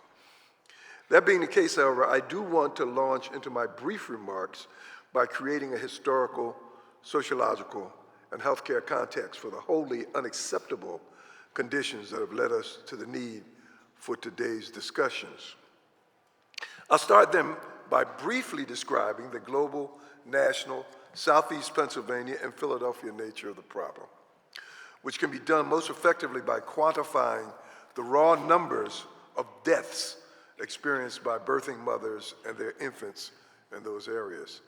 In our humble opinion, it is grossly inadequate to have race-based maternal and infant mortality disparities simply framed by media outlets, academics, bloggers, hospital administrators, and podcasters as simple issues of inequity. In fact, they represent a life or death issue with disproportionately negative and often terminal impact on Black patients and on other medically dependent communities of color. No matter how dire these issues have been, we believe that they can be addressed by encouraging, first of all, our elected officials to more aggressively demonstrate their political will regarding these issues.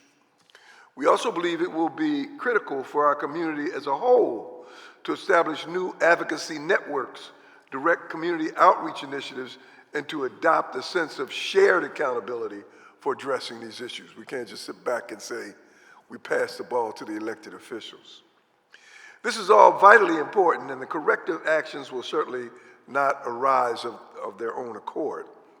We do offer this caveat. While some of our best friends over the years have been healthcare professionals, we must remember that this is not the first time that many of us have found ourselves on opposite sides of the healthcare issue. Let me count several of the ways. It was in 2023 that the American Medical Association's Journal of Ethics declared that structural racism is deeply embedded in U.S. healthcare.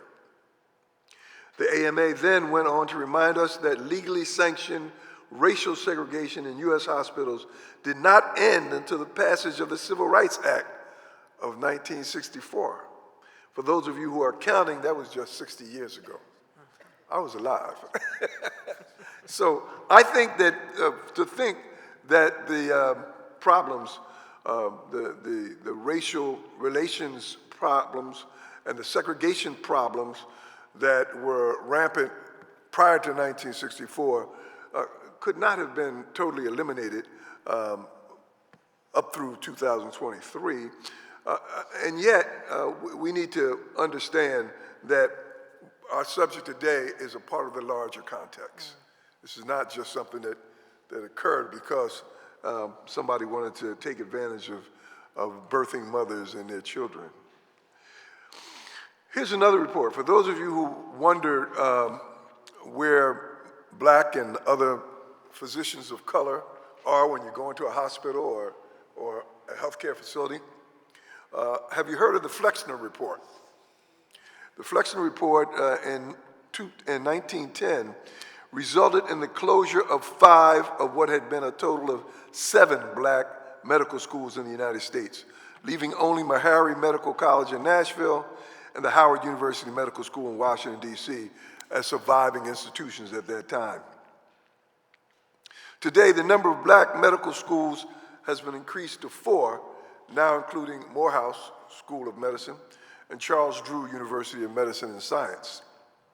According to PubMed Central, if the 5 originally closed black medical schools had remained open, it has been estimated that by 2019, those schools might have provided at least an additional 10,587 graduates. So, you know, I used to walk into hospitals and say, maybe black folks don't want to be and Hispanic folks don't want to be doctors. The problem is that some of the schools that produced them were shut as a result of the Flexner Report. Today, as a consequence of the actions recommended by Flexner, just 5.7% of U.S. practicing physicians are black or African American, and it has also been estimated that the Flexner-related black medical schools have reduced the number of black doctors by between 10,000 and 30,000 over the ensuing century. So that's why I can't find them when you walk into the hospital. Did they get fired? Prior to the 1960s, historically black medical schools graduated nearly all the African American physicians who received their training in the United States. As recently as 2010, historically black medical schools provided training to 20% of black medical school graduates in the country. As recently as 1968, black students represented just 2% of mainstream medical school student enrollment. Following that recognition, the AAMC, the Organization of Medical Colleges, announced a goal in 1970 to increase the enrollment of black medical students in its schools to 12%.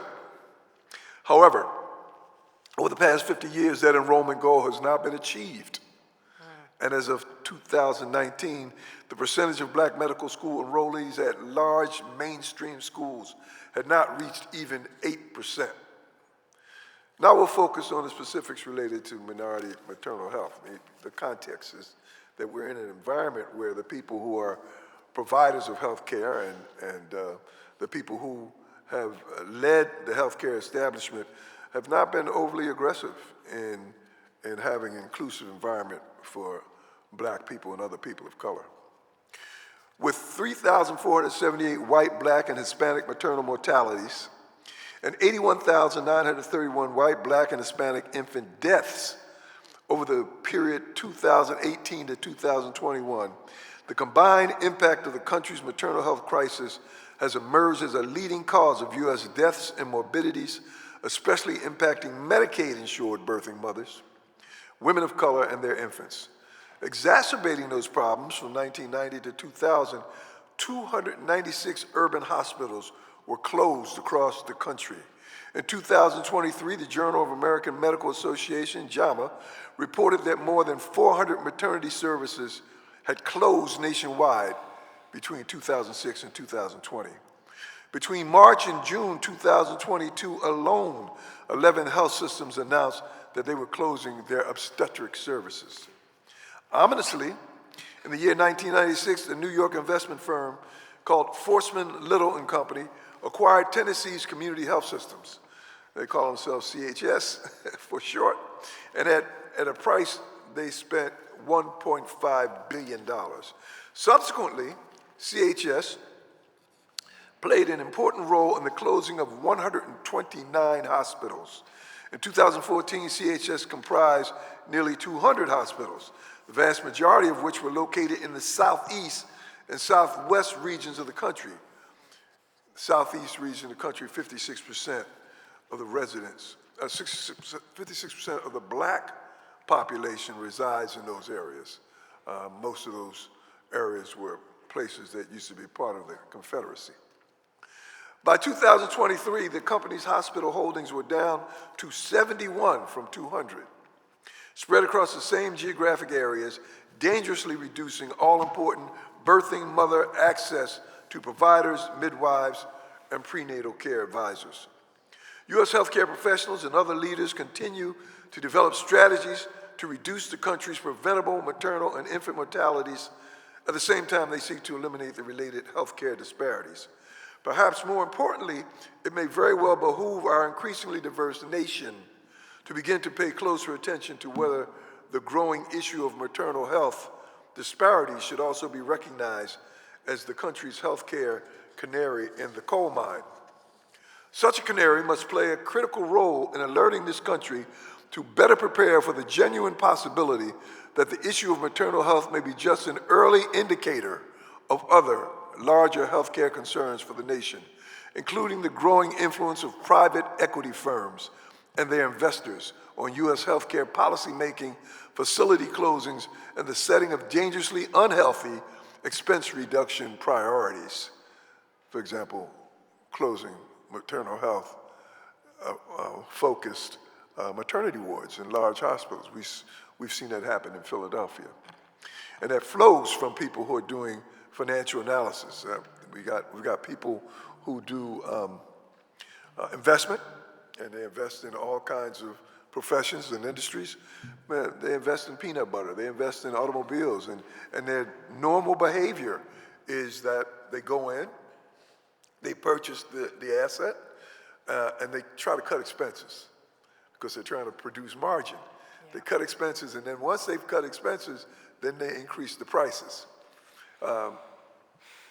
This is happening at an alarming rate, and what's happening in this country because of those two trends, reducing expenses that would pay staff and have equipment and not be stuck with using depreciated assets,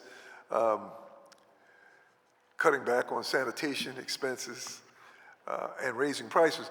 The United States, among developed nations, among the wealthy nations in the world, is now at the bottom of the list for effective outcomes in healthcare.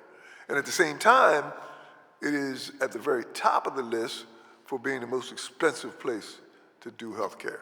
That's right. So, you know, if we're talking about low to moderate income people and we're talking about people of color, you see they're caught in a bind when they have those two pressures. And a lot of it is coming from a place that many have not talked about, and that's the private equity people. Allegations of healthcare industry disparities are not solely drawn, as we have been led to believe, from isolated incidents of interpersonal racism, or from cases wherein providers are not simply listening to legitimate concerns of birthing mothers of color. Instead, there are significant examples of structural racism, which disproportionately impact access to maternal health services by women of color. And that includes policy-impaired availability of neonatal and postpartum support for Medicaid-insured birthing women of color, reduced postpartum period coverages as compared to extended coverages by private insurers. I was surprised to learn as we did research for this presentation that most of the deaths that impact birthing mothers happen during the postpartum period, not on the birthing table or 1 week later. And much of the insurance, especially Medicaid, which has been recently extended, most of those insurances don't cover or provide for coverage in the postpartum period. That's right. So the mother has a baby, they bring him home, him or her home, and all of a sudden, they're 3 months down the road, still in postpartum, and they have medical complications, but they're not covered. That's beginning to be impacted, and we're starting to see Medicaid take a look at extending what was an embarrassingly short time frame for coverage after the actual birth.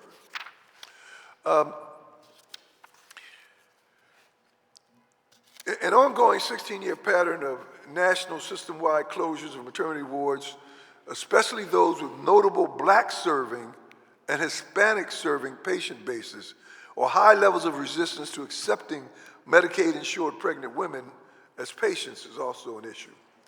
And in Philadelphia, from 1997 to 2009, these partners saw the city's maternity wards decrease dramatically from 16 to just 6 hospitals. We got 1.5 million people in Philadelphia. I believe we've clearly explained the challenge. The issue now is what we plan to do about it. It might appear sometimes that these developments are happening in the dark and that no one has spoken about them or has begun corrective actions. You would be wrong about that. In fact, we have reviewed recommended solutions to this crisis, as we have been instructed to do, from 13 of the country's best healthcare, legal, community service, and medical professional associations. Our engaged influencers include the National Medical Association, the CDC, the NIH, the White House's Maternal Health Blueprint Committee, the drafters of the Congressional Momnibus Act. Every time I put it in the computer, it kicks back because there's no such word as Momnibus. The National Partnership for Women and Families, the American Medical Association, National Black Nurses Association, the Commonwealth Fund, the National Blue Cross Blue Shield Association, and others. So there's a lot of really bright people working on what the proposed solutions ought to be, but the political will, the organization within the community, communications in places like church congregations, fraternities, sororities, those kinds of people in our neighborhoods ought to know about this maternal health problem and the ramifications, not just for themselves if they happen to be planning to be mothers or they have a family and they've got a mother in the family, but they've got to really understand that it has far-reaching implications. I remember growing up in North Philly, a lot of ladies in the housing project had to go to have their babies. And we would sit on the front step, wait for them to come home, my mom and other people's moms, and we would say, was it a boy or was it a girl? And now women, we've been told, are making sure that their wills are in order when they go to have a baby, because the incidence of death, something that never occurred to us, is very real.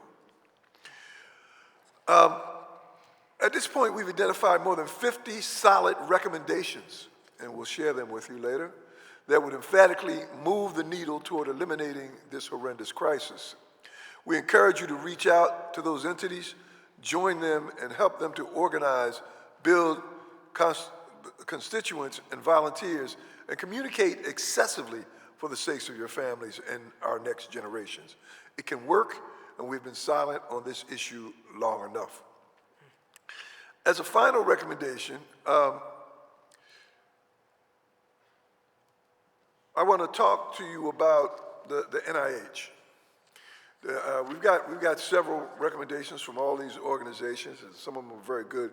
But the NIH has led their solutions with, number one, fund and implement a maternal mortality and morbidity prevention moonshot. Convene multiple federal agencies to review funding possibilities for a fundamentally transformative prevention research initiative. You know, a moonshot, in original parlance, was something that would seem to be insurmountable, impossible to do, too large to contemplate, and yet if you bring all the resources together and focus them, the moonshot can be successful. And so we're talking about the National Institute of Health, and they are providing that as their first solution.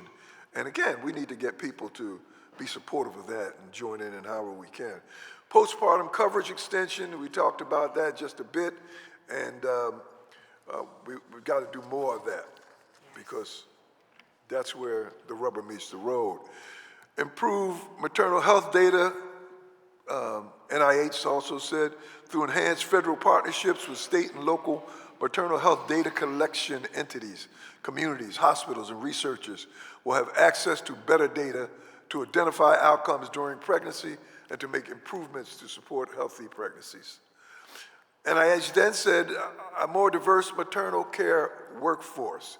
And part of that is what we talked about with the lack of black doctors because they shut the black medical schools.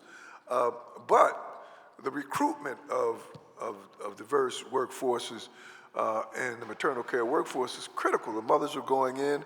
Some of them are young. They're not accustomed to being in a hospital. They're not accustomed to being in a culture that is devoid of people that look like them, talk like them, and it would be very helpful if they could have a more diverse workforce. Now, some of that is being impacted by midwives, but the midwives, despite the great job that they do, work for the hospital. The midwives are on the payroll of the hospital. What we want is more doulas. The doulas are there to provide support and empathy for the mother, but they work for the mom. We need to expand social services. Stronger partnerships between the Department of Housing and Urban Development, Agriculture, and Health and Human Services will help make it easier to enroll in federal programs for housing, food, child care, and income assistance. Extend Medicaid and Children's Health Insurance Program, CHIP, coverage to 12 months postpartum, and extend WIC, Women, Infants, and Children, the Food and Nutrition Service of the Department of the U.S. Department of Agriculture. So that's what WIC, that's what NIH is recommending, and we've got a whole list of others that we will pass on to you. I told you we've got quite a few, but I think those are the key points we wanted to make today. Thank you. Thank you for that comprehensive list. Thank you for Maternal Care Coalition for your testimony. I appreciate all of that. So if there are any questions from anyone. No, I just want to say thank you. I'm very familiar with the Maternity Care Coalition. It is one of the organizations that partners very closely with some of our community-based organizations in the 7th Council District, and so I appreciate your work. And if I can be of service in my office to help share your information, or if we can partner in any way, please reach out, let us know. Mr. Crawley, I appreciate your work. I know that for a long time, I remember your work from the PCVB and the Multicultural Affairs Congress, and your work to ensure that Black and brown people were always represented at every level in the work that we do in the city of Philadelphia. And so I appreciate that. I'm interested to see your testimony. Some of the numbers that you shared were very interesting, right? If we are graduating 10,000 Black doctors, where are they going after they graduate? Are they staying in our health systems? I believe that folks are comfortable when they're being treated or when they're being seen or when they're interacting with professionals that they know, understand their culture, understand their neighborhoods, and understand where they come from. And so I'd be interested to receive your written testimony. I don't see it here in my packet, but I'd be interested to receive that and really follow up to figure out where are they going. And if they're not coming here, if they're not staying in the city of Philadelphia, how do we encourage them to come back here? And how do we work with our healthcare systems to be able to work and provide services to our community? So thank you very much for that. Absolutely. We'll follow up with that. And to the point you spoke about the privatization of our healthcare, I think that's a fundamental issue of this looked as an asset like peanut butter, as you mentioned. And we can't do that. You know, we already have Tenet hospitals at the Hahnemann Hospital, which was a result of viewing it as an asset that needed to be slash expenses, which means closing a hospital. So point well taken, and we have to put it all together. So I thank you all for your testimony. There's no other questions. We will conclude this. Before I conclude, I just wanted to thank everyone, all of our advocates who are still here, everyone who's still here have been patiently listening. We wanted to make sure everybody's testimony was heard. You know, we've gone over an hour and 22 minutes, but this is just to underscore how critical this issue is. We need to hear from everybody had very different and great ideas and thoughts. We're going to put this all together. We will inform you about next steps, what we're going to do next. Hearing is great, but action is greater, right? And what that action looks like, we need your help for us to craft that. We can't do it ourselves. You guys have ears to the ground, doing the work, and we thank all the institutions who were here. We need to have a much more cohesive way of talking about this and making this a priority. And I think that is the urgency that elected officials can bring, and Bruce mentioned political will, and we need that. We need that to advocate. So I thank all of you. I thank folks who make this hearing possible, someone taking all our testimony down, people who are taking care of this room. Thank you for letting us stay over time. I appreciate it. And so this will conclude the public hearing on resolution number 240115. Thank you, and thank you to my clerk who has been monitoring this whole thing, Dwayne Terry. Thanks, everyone. Thank you. Thank you very much.